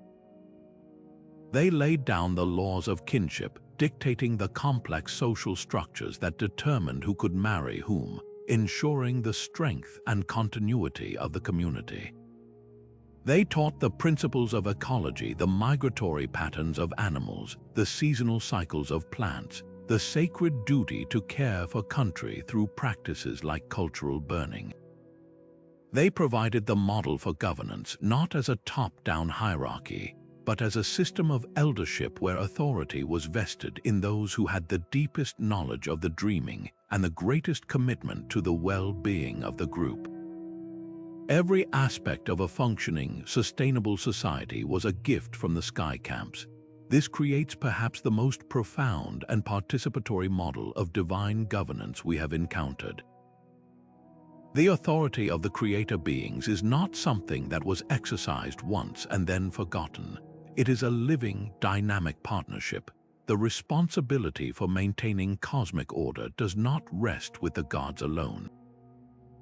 It is a shared duty, a co-creation between the ancestors in the sky worlds and the living people on the ground. This sacred contract is upheld through the most powerful tool of all, storytelling. The songs, the dances, the intricate dot paintings, these are not mere entertainment or art. They are active acts of governance, meticulous rituals that quite literally sing the world into continued existence. An elder singing a creation song about a waterhole is not recounting history. They are performing maintenance on it, reinforcing its spiritual and physical presence, ensuring it does not fade from the world. This storytelling is the ongoing administrative work of the universe. Therefore, the Aboriginal sky worlds represent the ultimate expression of holistic authority. True power is not about control over people or land, but originates from a deep, respectful relationship with it. The concept of country is central. It is the land, the sky, the stories, and the people, all inseparable and interconnected.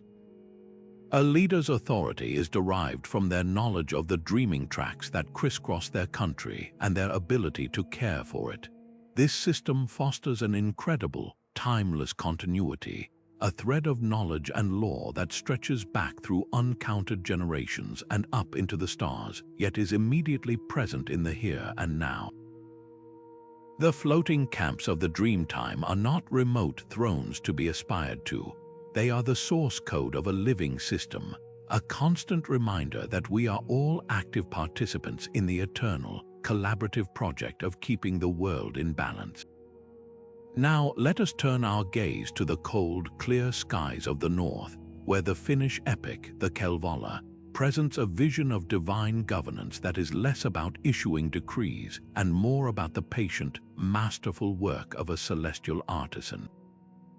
Here, the heavens are not a golden throne room or a bureaucratic office, but a vast cosmic forge, a floating workshop suspended among the clouds where the very fabric of reality is hammered out on a divine anvil.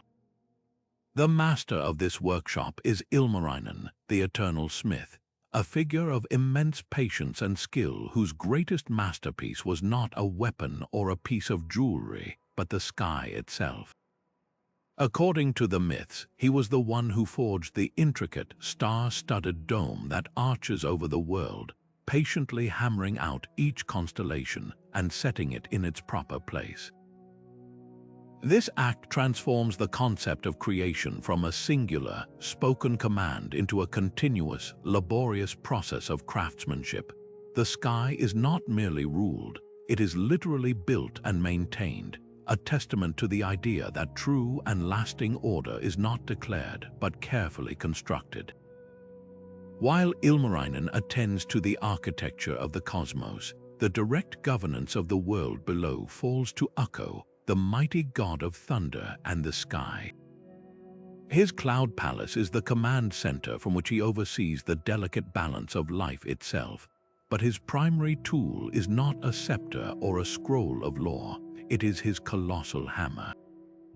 With each strike, he does not merely unleash noise and fury. He performs the essential maintenance of the world.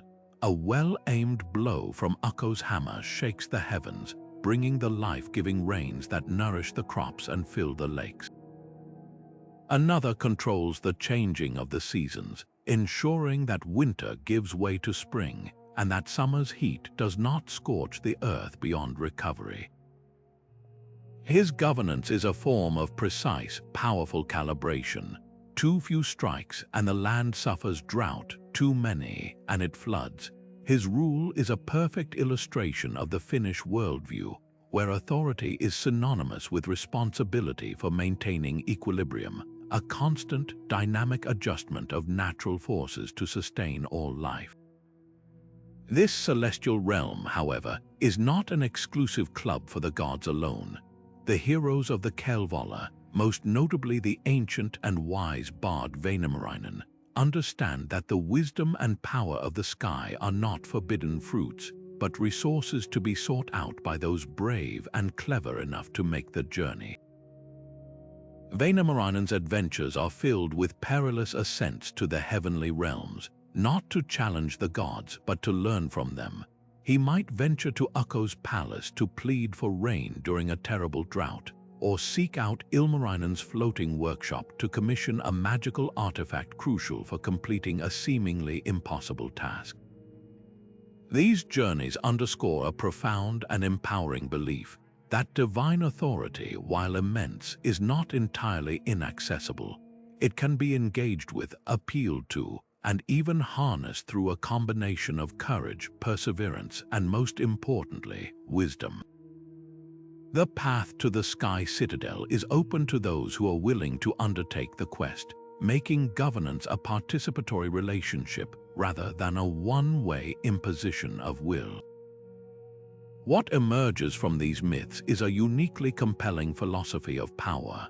The Finnish Sky Citadels represent a world view where governance is fundamentally an artistic and dynamic process.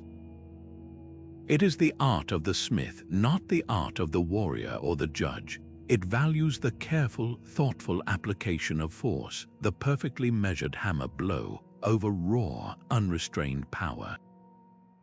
It celebrates the wisdom of the craftsman who understands his materials and works in harmony with them, rather than the authority of the king who simply commands them. This vision blends raw power with sublime craftsmanship, suggesting that the most effective and beautiful form of order is one that is forged with skill, maintained with careful attention, and responsive to the ever-changing rhythms of the natural world. It is a system built not on conquest but on creation, and sustained not by fear, but by the profound, hard-won balance that makes life possible.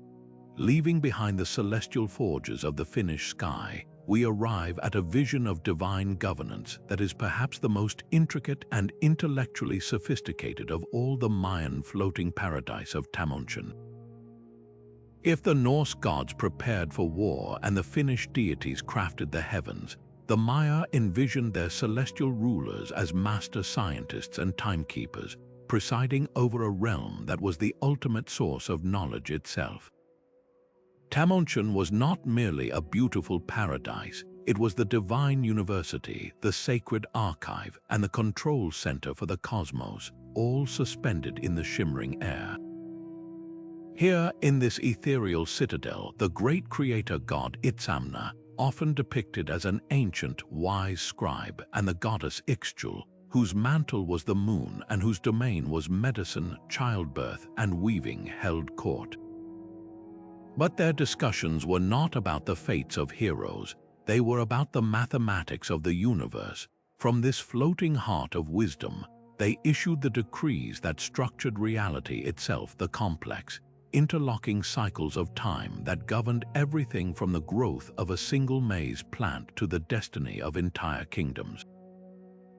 The very essence of Mayan divine rule was precision, and this was embodied in their breathtakingly accurate sacred calendars, which were believed to be direct downloads from Tamonchen.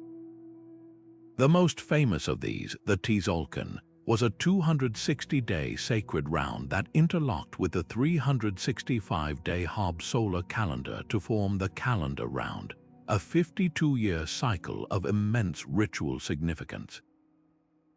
But beyond even this was the long count calendar, capable of tracking vast epochs of time. These were not human inventions, they were divine revelations, the operating system of the cosmos gifted to humanity by the gods of Tamonchen. Astronomy was not a separate science, it was the primary language of this governance. The precise movement of Venus, the solar and lunar eclipses, and the solstices were not just events to be observed, they were the turning points in a celestial script, moments when the divine decrees issued from the floating citadel would manifest most powerfully on Earth. A king's most sacred duty was to be the chief astronomer priest, to read these celestial signs and align his rule with them, ensuring that the actions of the state were in perfect harmony with the cosmic order. This connection between the celestial and the earthly was made tangible through profound spiritual technology. Access to Tamontian was not granted through physical bridges but through ecstatic, visionary journeys. The World Tree, or Waka-chan, was the central axis of this connection, a great, mystical ceiba tree whose roots plunged into the underworld of Xibalba and whose highest branches pierced through the canopy of the sky into the paradise of the gods. Shamans and kings, often through bloodletting rituals and the use of hallucinogenic substances, would embark on vision quests to journey along this tree, their souls ascending to Tamontian to commune directly with the deities. They would return not with weapons but with knowledge, the secrets of writing, the codes of law, the formulas for calendars, and the moral precepts for a harmonious society. This made the ruler a living conduit, the human embodiment of the divine will flowing from the skybound throne. His legitimacy depended entirely on his ability to accurately interpret and implement this celestial data for the benefit of his people. Therefore, Tamontian represents the ultimate fusion of science, spirituality, and statecraft. The floating citadel was the source of all that made civilization possible. The myths tell how the gods bestowed upon humanity the gifts of writing, allowing for the recording of history and divine law, of mathematics, enabling the precise calculation of time, and of the moral codes that bound the community together. This was governance as a sacred, scientific duty. A king who failed to correctly predict a solar eclipse or to initiate a war during an inauspicious period of Venus's cycle was not merely a poor strategist. He was a cosmological failure, risking the entire balance of the world by disrupting the harmony between heaven and earth. His throne was less a seat of power and more a terminal connected to the divine mainframe. Tamontian, therefore, stands as a stunningly advanced metaphor for authority.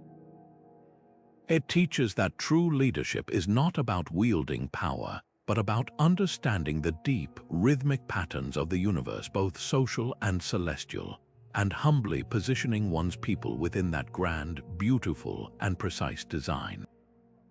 But if the Mayan Tamontian represented a celestial realm of pure knowledge accessed through visionary trance, the Babylonian vision of a skybound throne was far more tangible, ambitious, and audaciously human.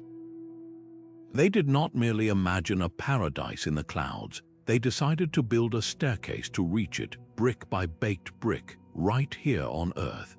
At the heart of the magnificent city of Babylon stood the immense ziggurat known as Etemenanki, the house of the foundation of heaven and earth, which was part of the larger temple complex of Esagila.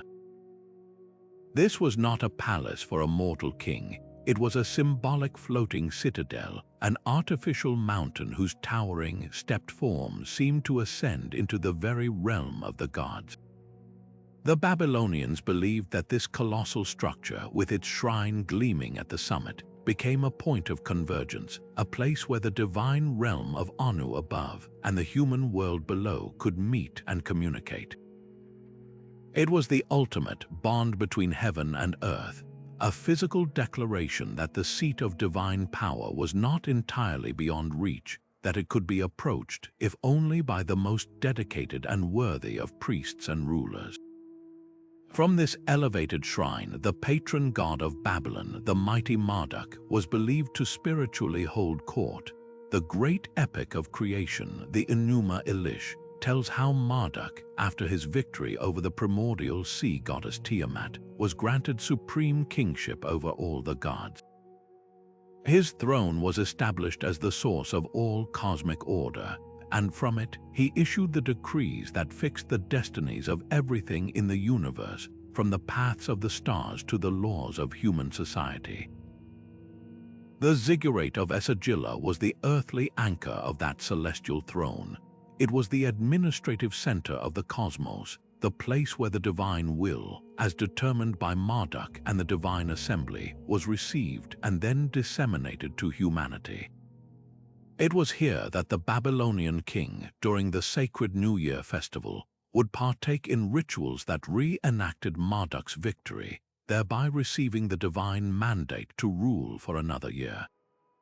His earthly authority was thus a direct delegation from the god presiding at the top of the cosmic ziggurat, legitimizing his laws, his judgments, and his very right to govern. This breathtaking ambition to physically bridge the gap between humanity and divinity finds its most famous and cautionary echo in the Hebrew Bible story of the Tower of Babel. While a different narrative, it captures the same profound cultural memory and anxiety surrounding these immense structures. The story reflects a deep-seated fear of overreaching, of humanity's prideful desire to make a name for ourselves by building a tower that reaches directly into the heavens, challenging the exclusive domain of God.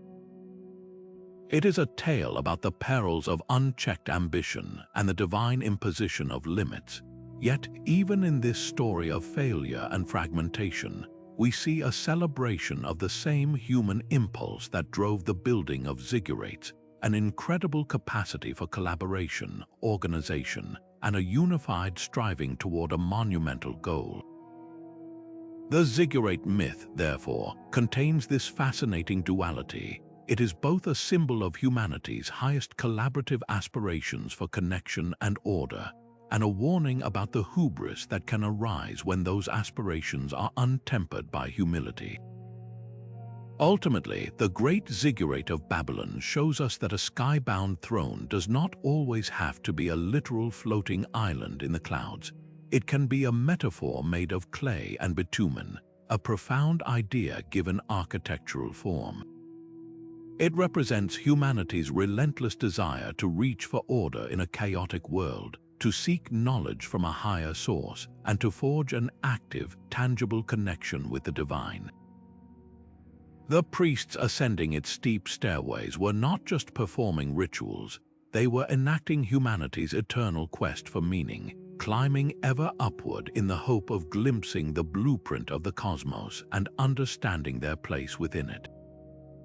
The ziggurat stands as a testament to the belief that governance, at its best, is a sacred collaboration, a partnership where humans build the staircase, and the gods, from their elevated perch, provide the wisdom to guide them. Yet for all its serene beauty, the journey to Tir-na-en-Og was never a simple voyage across the sea. It was a test of the spirit, a passage into a dimension where the very rules of reality were rewritten. This mystical island was said to drift just beyond the horizon, perpetually shrouded in a gentle, enchanted mist that hid it from the eyes of the unworthy. Its ruler, Manannán mac Lir, was not a stern king on a throne but a graceful, powerful figure who commanded the seas and the weather itself, often seen riding his chariot across the waves or using his magical cloak of mist to render the island invisible. His governance was one of subtlety and artistry, a reflection of the realm he presided over. To receive an invitation to Tir-na-en-Og was not an offer of eternal vacation. It was an acknowledgement of one's exceptional talent, courage, or purity of heart, a call to partake in a higher state of existence where the soul's deepest creative and emotional capacities could flourish without the decay and sorrow of the mortal world. The most famous traveler to this enchanted realm was the hero Oisin, son of the legendary warrior Fionn mac Cumhaill. His story captures the profound allure and the inherent peril of this celestial paradise. While hunting with his companions, Oisin encountered Niamh of the Golden Hair, a princess of Tir-na-en-Og, who arrived on a magnificent white horse. Captivated by her beauty and her tales of a land without death or sadness, Oisin climbed onto the horse behind her, and they rode across the waves, leaving the shores of Ireland behind. For what felt to Oisin like 3 blissful weeks, he lived in a state of perfect joy, married to Niamh, surrounded by music, feasting, and breathtaking natural beauty. But this idyllic existence came with a single, crucial condition, a rule as immutable as the tides. He could not set foot again on the soil of mortal Ireland. The myth hinges on this one rule, a divine decree that protects the sanctity of the otherworld and underscores the absolute divide between the perfection of the gods and the flawed reality of humanity. Of course, a yearning for home eventually grew too strong in Oisin's heart. He longed to see his father and his fellow warriors, the Fëanor, once more. Niamh, with a heavy heart, lent him her magical white horse but made him swear he would not dismount. Upon returning, Oisin found the island he knew was gone. His father's fortress was a ruin overgrown with moss and ivy, and the great heroes of his age were centuries dead, existing only in old songs and stories. In a moment of tragic impulse, while trying to help some men move a heavy stone, he leaned too far and tumbled from the saddle. The instant his body touched the earth of Ireland, the centuries he had evaded crashed upon him all at once.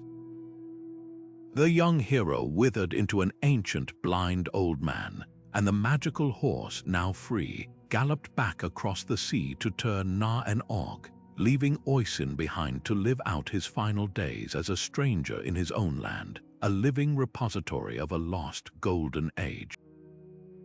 This heartbreaking tale is far more than a simple warning about the dangers of curiosity. It is a deep and nuanced commentary on the nature of authority and governance. Tir na an Og presents a model of rule that is the absolute antithesis of the harsh, warlike chiefdoms of ancient Ireland. Its power is not expressed through military might, territorial expansion, or the accumulation of wealth. Instead, its authority flows from its ability to inspire. It governs love by being the very embodiment of it. It governs artistry by providing an eternal wellspring of creative energy. It governs destiny not by controlling fate with an iron fist, but by offering a glimpse of a perfected alternative, a potential that exists just beyond the veil of ordinary perception. The realm of Manannán mac Lir suggests that the highest form of leadership is not about dominance, but about attraction. It draws the worthy toward an ideal, encouraging them to elevate their own lives in pursuit of beauty, joy, and creative expression. In this sense, Tir na an Og offers a radical vision for what a society could be if it were governed by the principles of holistic well-being rather than mere power. The eternal youth of its inhabitants is not just a physical state but a spiritual one, a freedom from the weariness, cynicism, and bitterness that so often accompanies mortal life and, by extension, mortal leadership. A ruler who is themselves free from these burdens could theoretically govern with perpetual hope, generosity, and a focus on the long-term health and happiness of their people. This stands in stark contrast to the earthly kings of myth, who are often consumed by paranoia, jealousy, and the constant fear of being overthrown. The floating island represents a form of authority that is secure enough in its own perfection that it does not need to dominate or micromanage. It simply exists as a beacon, a proof of concept for a better way to live, and its primary export is not law but inspiration. It teaches that the most enduring legacy of any ruler is not the territory they conquer, but the beauty they foster, the joy they enable, and the timeless stories they inspire. But if the myth of Tir na an Og presents a paradise lost through a single misstep, the Tibetan legend of Shambhala offers a vision of a hidden kingdom that is not lost at all, but waiting patiently and purposefully for a time when the world is ready to receive its wisdom. Nestled somewhere deep within the snow-capped majesty of the Himalayas, Shambhala is a unique and captivating concept in the world of mythical citadels. It is described not as a realm in some distant, purely spiritual dimension, but as a physical valley of breathtaking beauty, shielded from mundane sight by a veil of illusion, or perhaps by its own elevated state of consciousness. Yet, for all its earthly grounding, it is consistently portrayed with the qualities of a skybound refuge, a place so high, so pure, and so removed from the corruptions of the material world that it might as well be floating among the peaks it calls home. This is a kingdom that exists in a state of grace, a secret sanctuary where the very air is said to be charged with peace and the pursuit of enlightenment.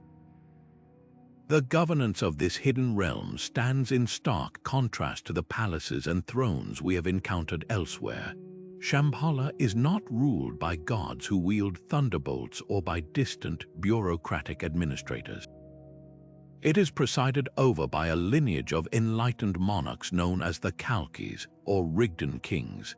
These are not rulers who have inherited their power through bloodlines of nobility or seized it through conquest. Their authority is earned through a lifetime, indeed through many lifetimes, of intense spiritual practice and profound inner transformation. A Kalki king's mandate to rule comes from his unparalleled wisdom, his boundless compassion, and his mastery over his own mind. His primary duty is not to manage an economy or command an army, but to serve as a living guide for his people, ensuring that every aspect of life in Shambhala reflects the highest principles of Buddhist and Bon philosophies. His court is a seminary, his laws are teachings on ethics, and his decrees are aimed solely at preserving the spiritual integrity and harmony of his realm, and by extension, the entire world. This connection to the wider world is what makes the myth of Shambhala so potent and actively hopeful. It is not an isolated paradise concerned only with its own perfection. Tibetan scriptures, particularly the Kalachakra Tantra, describe Shambhala as the guardian of the world's spiritual future. Its enlightened kings are believed to hold profound prophecies about the gradual darkening of ages and the eventual rise of forces of ignorance and materialism. But they are not passive observers. From their hidden Himalayan citadel, they continuously issue spiritual decrees and emanate blessings, a form of subtle, compassionate governance that works on the consciousness of humanity, gently steering us away from self-destruction and toward awakening. The kingdom is envisioned as a storehouse of pure knowledge and a beacon of enlightened energy, actively working to maintain global harmony even while remaining unseen, like a steady heartbeat within the chest of the world. And this leads to the most thrilling aspect of the Shambhala prophecy. It is waiting for us. The myths tell of a future time when the world is engulfed in its darkest period of conflict and greed, that the 25th Kalki king, a ruler named Rodra Chakran, will emerge from secrecy. He will not lead a conventional army of soldiers, but a force of individuals who have cultivated inner peace and clarity. Their victory will not be one of violence, but of wisdom. They will defeat the forces of darkness not by destroying them, but by illuminating the ignorance that fuels them. This final battle will usher in a new golden age of global enlightenment, a time when the wisdom of Shambhala will become the inheritance of all humanity. This narrative transforms Shambhala from a static mythical place into a dynamic promise of our collective potential. Ultimately, the true power of the Shambhala myth is that it internalizes the very concept of the skybound throne. It teaches that the citadel of perfect governance is not a distant geographic location to be found on a map, but a state of being that must be cultivated within the heart and mind of every individual. The Himalayas represent the lofty heights of our own potential for wisdom and compassion. The hidden valley is the purity of intention we must protect from the corrupting influences of greed, hatred, and delusion. To seek Shambhala is, therefore, to embark on the greatest of all quests, the journey toward self-mastery and ethical living. It suggests that the ideal ruler is not someone who wields power over others, but someone who has first achieved complete mastery over themselves. In this beautiful and profound myth, the ultimate floating citadel is not made of stone and jewel, but of unwavering virtue, selfless compassion, and enlightened awareness, a throne that any pure heart can, in time, learn to occupy. High above the rolling grasslands of the Great Plains, where the sky stretches into an endless dome of blue, the Lakota, Cheyenne, and other nations envisioned not an empty expanse, but a realm of immense power and counsel. Here, in the clear air where eagles soar, they placed the celestial abodes of the thunderbirds and other sacred beings' majestic structures known as sky lodges. These were not the golden palaces of European myth, but vast, ethereal dwellings that mirrored the communal lodges of the plains people themselves, floating like islands of cloud and lightning where the most profound laws of the natural world were deliberated and upheld. Imagine a great council tipi, but woven from the fabric of the storm itself, its walls the shimmering veil of a rain shower, its entrance guarded by streaks of lightning, and its voice the resonant rumble that echoes across the prairie. From these elevated strongholds, the thunderbirds, those powerful, awe-inspiring spirits with wings that create the wind and eyes that flash with lightning, govern the delicate balance of life itself. Their authority was both nurturing and formidable, a direct reflection of the environment they oversaw. A timely thunderstorm brought by these beings was not an act of random weather. It was a blessed rain that revived the parched earth, ensuring the buffalo grass grew tall and the rivers ran full. Yet, that same life-giving force could manifest as a terrifying tornado or a devastating hailstorm, a clear and impartial judgment against those who had broken sacred taboos or failed to live in harmony with the world around them. This duality taught a crucial lesson about power, that true authority is not gentle, but it is just. It must have the capacity to nurture and the strength to correct, to provide abundance, but also to enforce the natural laws that make abundance possible. The governance flowing from the sky lodges was therefore a perfect mirror of the prairie ecosystem, beautiful and generous, but also unforgivingly honest and demanding respect. For the people of the plains, accessing this celestial wisdom was not a matter of passive prayer but of active, courageous seeking. The path to a sky lodge was not a physical trail but a spiritual one, undertaken through the sacred rites of the vision quest. A young person seeking purpose or a tribal leader seeking guidance for their people would journey to a solitary mountaintop, enduring fasting and exposure to the elements in a profound state of prayer and openness. It was in these liminal spaces between the earth and the sky that the veil between worlds grew thin. A seeker might be granted a vision where a thunderbird descended, carrying them in its claws to the celestial lodge above the clouds. There, they would not simply receive a command, they would be shown something. They might witness a council of the spirits, learning the principles of leadership by observation. They might be taught a new song that held healing power, or shown a strategy for hunting that ensured no part of the animal was wasted. The blessing they returned with was always conditional. It was a gift that came with a responsibility, a wisdom that had to be applied for the benefit of the entire community, not just the individual. This process cemented a foundational principle of plains governance. That authority is not inherited by right of birth, but earned through demonstrated character and validated by spiritual experience. A man who returned from a vision quest with a powerful encounter from the Sky Lodge gained immense respect, but that respect was contingent on how he used that power. If he became arrogant or selfish, it was believed the thunderbirds would withdraw their favor and his influence would wane. This created a leadership model based on merit and continuous accountability. A chief was not a dictator but a facilitator, his voice carrying weight because it was trusted to echo the wisdom of the spirits and the will of the people.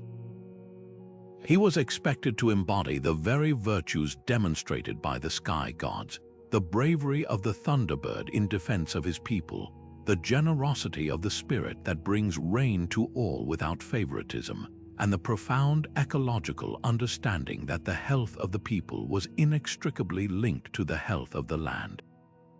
This deep, intrinsic connection forged in the Sky Lodges resulted in a societal structure that was profoundly communal and ecologically mindful. Every decision, from where to move the camp to when to stage a buffalo hunt, was made with the seventh generation in mind. The concept of stewardship was not an abstract political idea. It was a sacred covenant made with the spirits of the sky. The well-being of the bison herd, the purity of the water, and the fertility of the soil were not resources to be managed but relatives to be cared for. A leader's ultimate success was measured by the prosperity and harmony of the entire circle of life he was entrusted to protect. Therefore, the floating citadels of the Plains tribes represent perhaps one of the most sustainable and balanced models of authority ever conceived. They teach that the highest form of leadership is inherently protective, impartial, and participatory, a sacred duty to listen to the wisdom from above and translate it into a harmonious existence for all beings below, ensuring the circle of life remains unbroken for generations to come.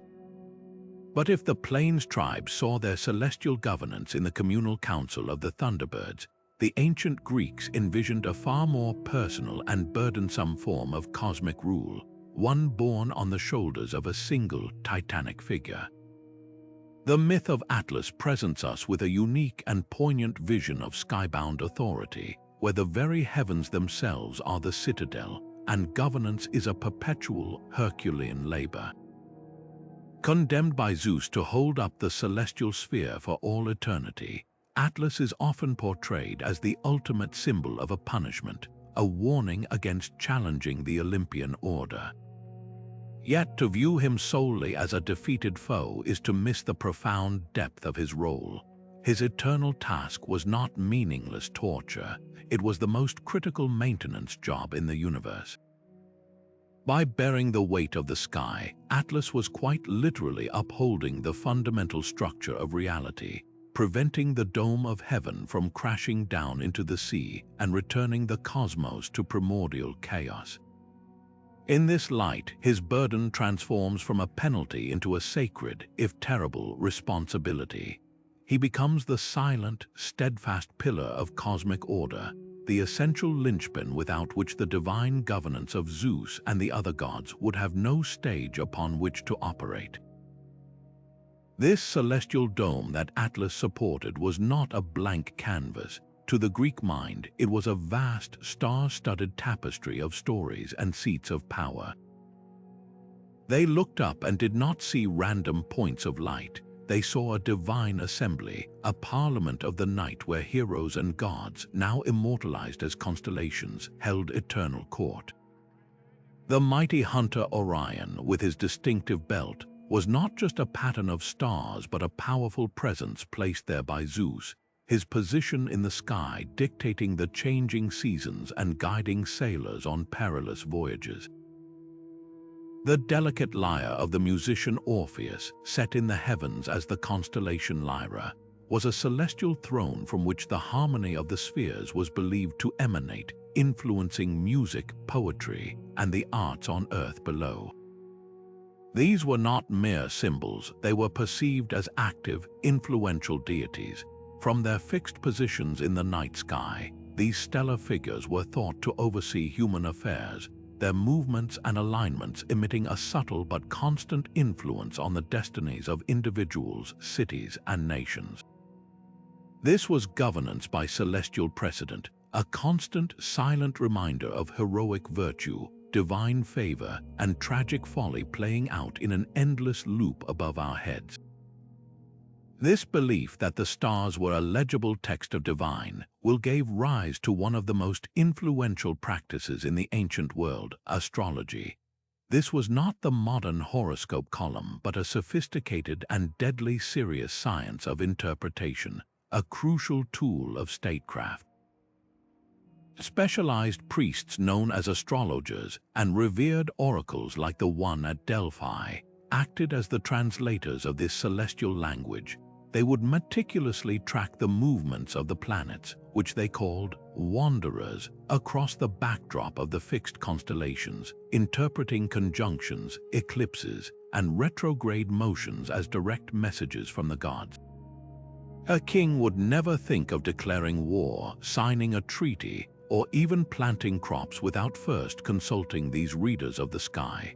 A comet might be interpreted as the burning spear of Ares, signaling a time for conquest, while an eclipse could be seen as the sun god Apollo temporarily turning his face away, a dire omen requiring appeasement and sacrifice.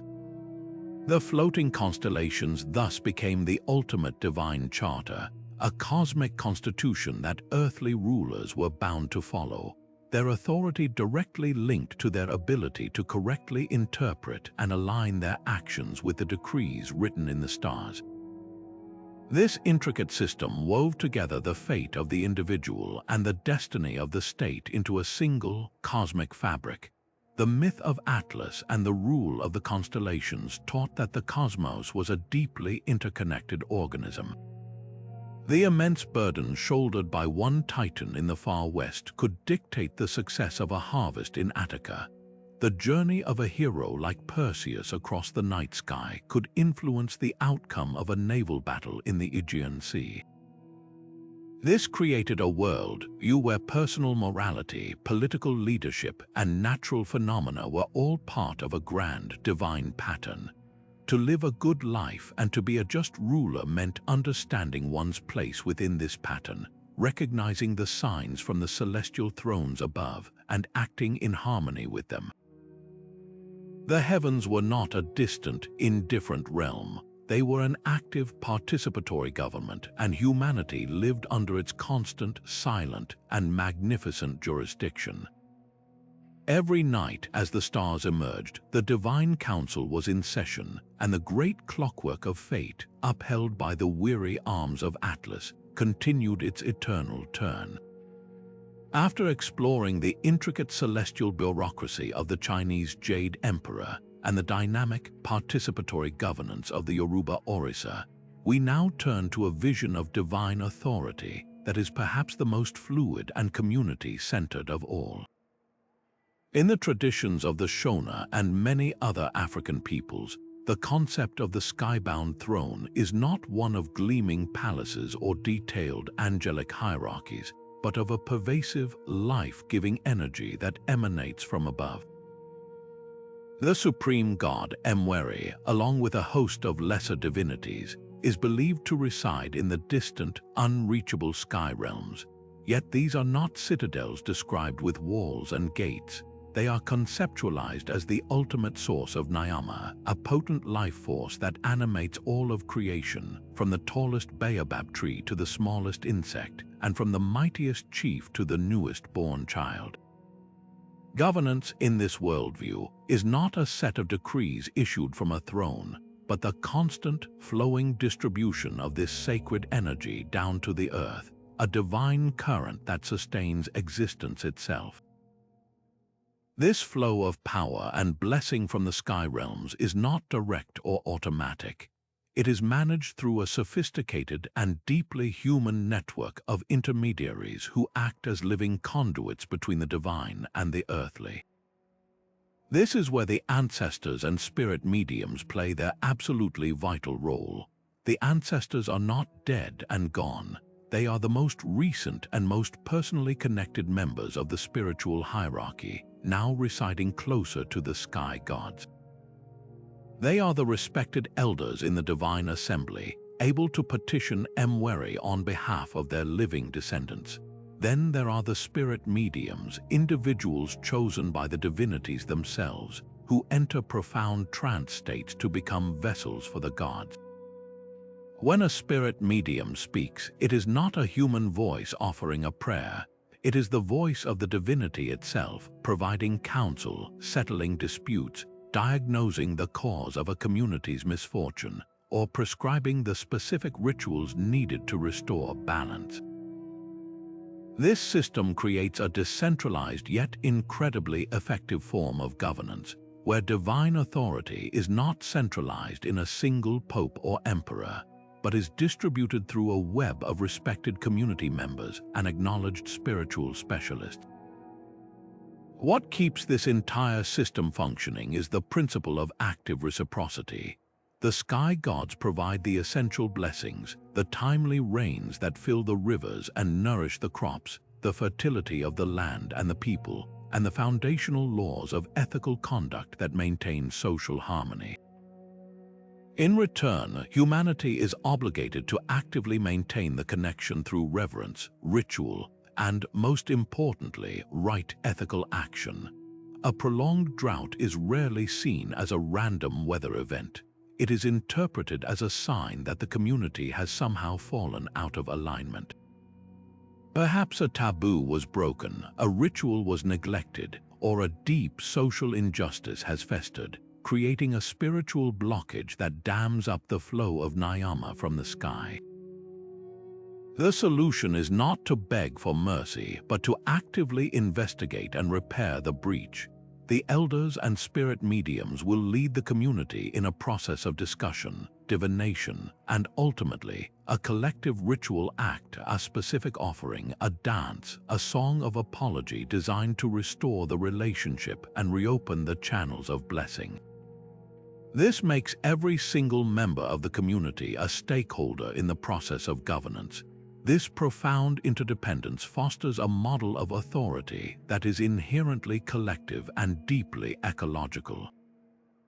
Leadership is not about wielding power over people, but about facilitating the community's harmonious relationship with the natural and spiritual worlds.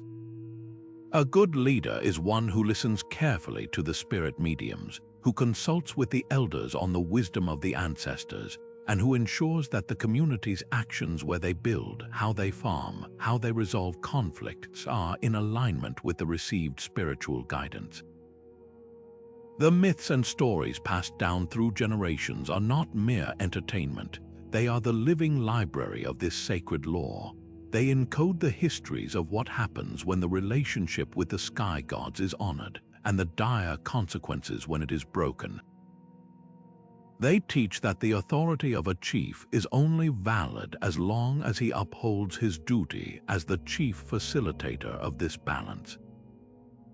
His role is to be the earthly anchor of a divine system, a system where true power is sustained not by force, but through continuous acts of reverence, storytelling, and a conscious, collective effort to live in harmony with the invisible, life-giving forces that flow from the skies above. And so, after this incredible journey across the heavens of nearly 30 different cultures, a breathtaking pattern emerges from the clouds. It's a symphony of human imagination, where every culture, in its own unique voice, sings a variation of the same profound song. The Hindu devas in their jeweled city of Amaravati, the Norse Aesir in their fortified stronghold of Asgard, the Inca emperors receiving celestial decrees from Hanan Pacha, they all point to a universal human truth. We look upward to the unreachable sky, and we see the ultimate metaphor for order, for transcendence, and for our deep, unshakable yearning to find meaning in a vast and often chaotic universe. That floating citadel in the clouds is the perfect symbol because it is physically above us beyond our grasp, yet visible to all, a constant reminder that there is a structure, a purpose, a higher court of appeals for the injustices and randomness of earthly life. Yet for all this stunning unity of theme, the beautiful diversity in the details is where the real magic lies. Each culture painted its celestial palace with the colors of its own values, its own environment, and its own deepest fears and aspirations. The concept of divine governance wasn't a one-size-fits-all model. It was a cultural Rorschach test revealing what each society held most sacred. For the Chinese, living within a vast and complex imperial bureaucracy, heaven naturally became the ultimate civil service, a well-oiled machine of ministers and immortals under the serene Jade Emperor. For the Norse, facing a harsh and unforgiving climate in a world they believed was destined to end in fire and ice, the gods were grim warriors in a fortified citadel, preparing for a final battle they knew they might lose, teaching lessons of courage and fatalistic resolve. Meanwhile, the Inca, whose survival depended entirely on the precise, benevolent cycles of the sun and rain, saw their ruler as the literal son of the sun, and governance as a sacred, reciprocal contract with the sky gods to maintain ecological and social balance. The same essential idea, a god in a high place, becomes a lesson in bureaucratic order, heroic sacrifice, or environmental reciprocity, depending on who is telling the story. This extends to the very nature of the power emanating from these skybound thrones. Is it creative, judicial, or perhaps purely benevolent? Again, the answer is a fascinating reflection of the culture that conceived it. In Finland, the god Ilmarinen is a divine smith who literally forges the dome of the sky itself, hammering out the stars and constellations. Here, governance is an act of sublime craftsmanship. In ancient Persia, the Chinvat bridge awaits every soul, and the heavenly citadels of Ahura Mazda are centers of unflinching moral judgment, where one's own choices determine their eternal fate, a vision of governance as perfect, impersonal justice. And in the Polynesian myths of Kahiki, the gods descend from their cloud kingdoms not to punish, but to gift humanity with essential knowledge like navigation and healing, portraying divine authority as fundamentally benevolent and instructive. The throne is the same, but the character of the ruler sitting upon it changes to meet the deepest needs of the people below. Perhaps one of the most surprising and humbling threads that runs through so many of these myths is a cautionary note about the dangers of overreach. Just as we aspire to connect with these divine realms, our stories are filled with warnings about the sin of hubris, of reaching too high without the proper reverence or purpose. The Babylonian myth of the Tower of Babel is the classic example where humanity's attempt to build a tower to heaven leads to confusion, fragmentation, and a divine imposition of limits. The Greek story of Icarus, who flew too close to the sun on wings of wax, serves a similar purpose. These aren't just entertaining tales, they are crucial ethical counterweights to the very ambition that the skybound thrones inspire. They remind us that aspiring to the divine is not about conquering the heavens or equaling the gods, but about embracing the humility, the wisdom, and the moral responsibility that true authority requires. It's a lesson that the gods on their thrones already know, and one they often teach through harsh punishment to those who forget it. When we pull back to view all these myths together through this comparative lens, we are left with something far more valuable than a collection of quaint stories. We are holding a mirror up to humanity itself, a mirror that reflects our timeless struggle to understand power, authority, and our place in the cosmos. The universal imagery of the floating citadel shows us that no matter where or when we live, we share a common drive to believe that our world is governed by principles of order and meaning. But the rich diversity of the myths, the unique flavors of dharma, fate, and reciprocity, offers us a priceless treasure chest of wisdom. It's as if every culture on Earth has conducted its own millennia-long experiment in leadership and ethics and recorded the results in their celestial myths. We can look to the Jade Emperor to learn about the value of orderly administration. We can look to Odin to understand the price of wisdom and the burden of foresight. We can look to the Aboriginal sky worlds to remember that governance is a sacred partnership with the land itself.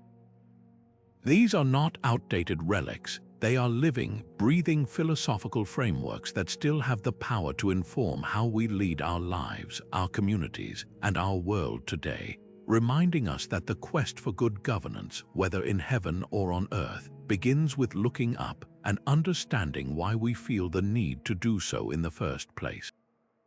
From the glittering courts of Diva Loca to the misty, enchanting halls of Tur-Na and Og, we have journeyed across the heavens of human imagination, exploring the profound and universal myth of divine rulers presiding from their skybound thrones. These stories, woven across continents and centuries, are far more than simple tales of powerful beings in the clouds.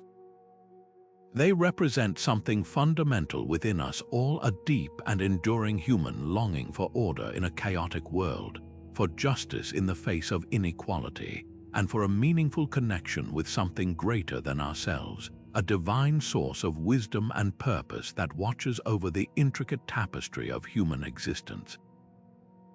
What these ancient narratives teach us, above all, is a crucial lesson about the nature of true authority itself. Whether it emanates from a celestial citadel or an earthly office, legitimate power is never just about raw strength or the ability to command.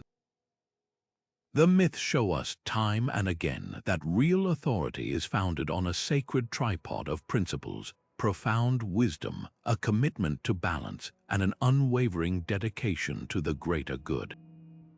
It is a force that transcends the mere exercise of control, evolving instead into a solemn responsibility to nurture, to protect, and to guide with genuine empathy. The gods who ruled justly from the heavens from the Maya's time, keeping deities in Tamontian to the Zoroastrian, ancient spenters in their luminous fortresses, are not distant tyrants but stewards of cosmic harmony. Their power is legitimized by their service to the order they uphold, a powerful metaphor for the kind of leadership that truly endures and inspires. As we bring this celestial exploration to a close, it is worth pausing to reflect on how these ancient themes resonate powerfully within our modern world. Consider the leaders we choose to elevate in our societies. Do they embody the wisdom of the Jade Emperor's celestial bureaucracy, administering with fairness and foresight? Do they possess the courageous vigilance of Odin, who sacrificed his own eye for the knowledge needed to steward the world through coming crises? Or do they, perhaps, reflect the flawed and capricious nature of the Olympians, wielding power for personal whim rather than collective good? These myths provide a timeless mirror, allowing us to examine our own expectations of governance and to hold power to a higher, more sacred standard. But the reflection does not stop at the doors of palaces or parliament buildings. These stories also speak directly to the fabric of our own communities and our personal journeys. They remind us that the quest for a more just and harmonious world is not solely the duty of those on high. It is a shared endeavor that begins with our own actions. The Polynesian belief that gods descended from Kahiki to impart essential knowledge of navigation and healing underscores the value of sharing wisdom for the benefit of all. The Yoruba concept of Iwa, good character, teaches us that our personal ethical conduct is the very currency of a functional society. Each time we choose empathy over indifference, responsibility over neglect, or wisdom over ignorance, we are, in our own way, building a small piece of that heavenly citadel here on earth. These legends are a gift from our ancestors, a rich inheritance of story and meaning that continues to offer guidance, wonder, and inspiration. They connect us to the countless generations who also looked up at the stars and dreamed of a higher order, a better way to live together. If this journey through the myths of skybound thrones has sparked a sense of wonder in you, or made you see these ancient stories in a new light, we would be deeply honored to hear your thoughts. Share which myth resonated most with you in the comments below, and tell us what lessons you see these divine rulers offering to our world today. For more voyages into the heart of the world's most timeless legends, be sure to subscribe to our channel and join our community of curious explorers. Remember, while the heavens and their glittering thrones may be far above us in the physical sense, the profound lessons they hold about governance, humanity, and our own potential are always within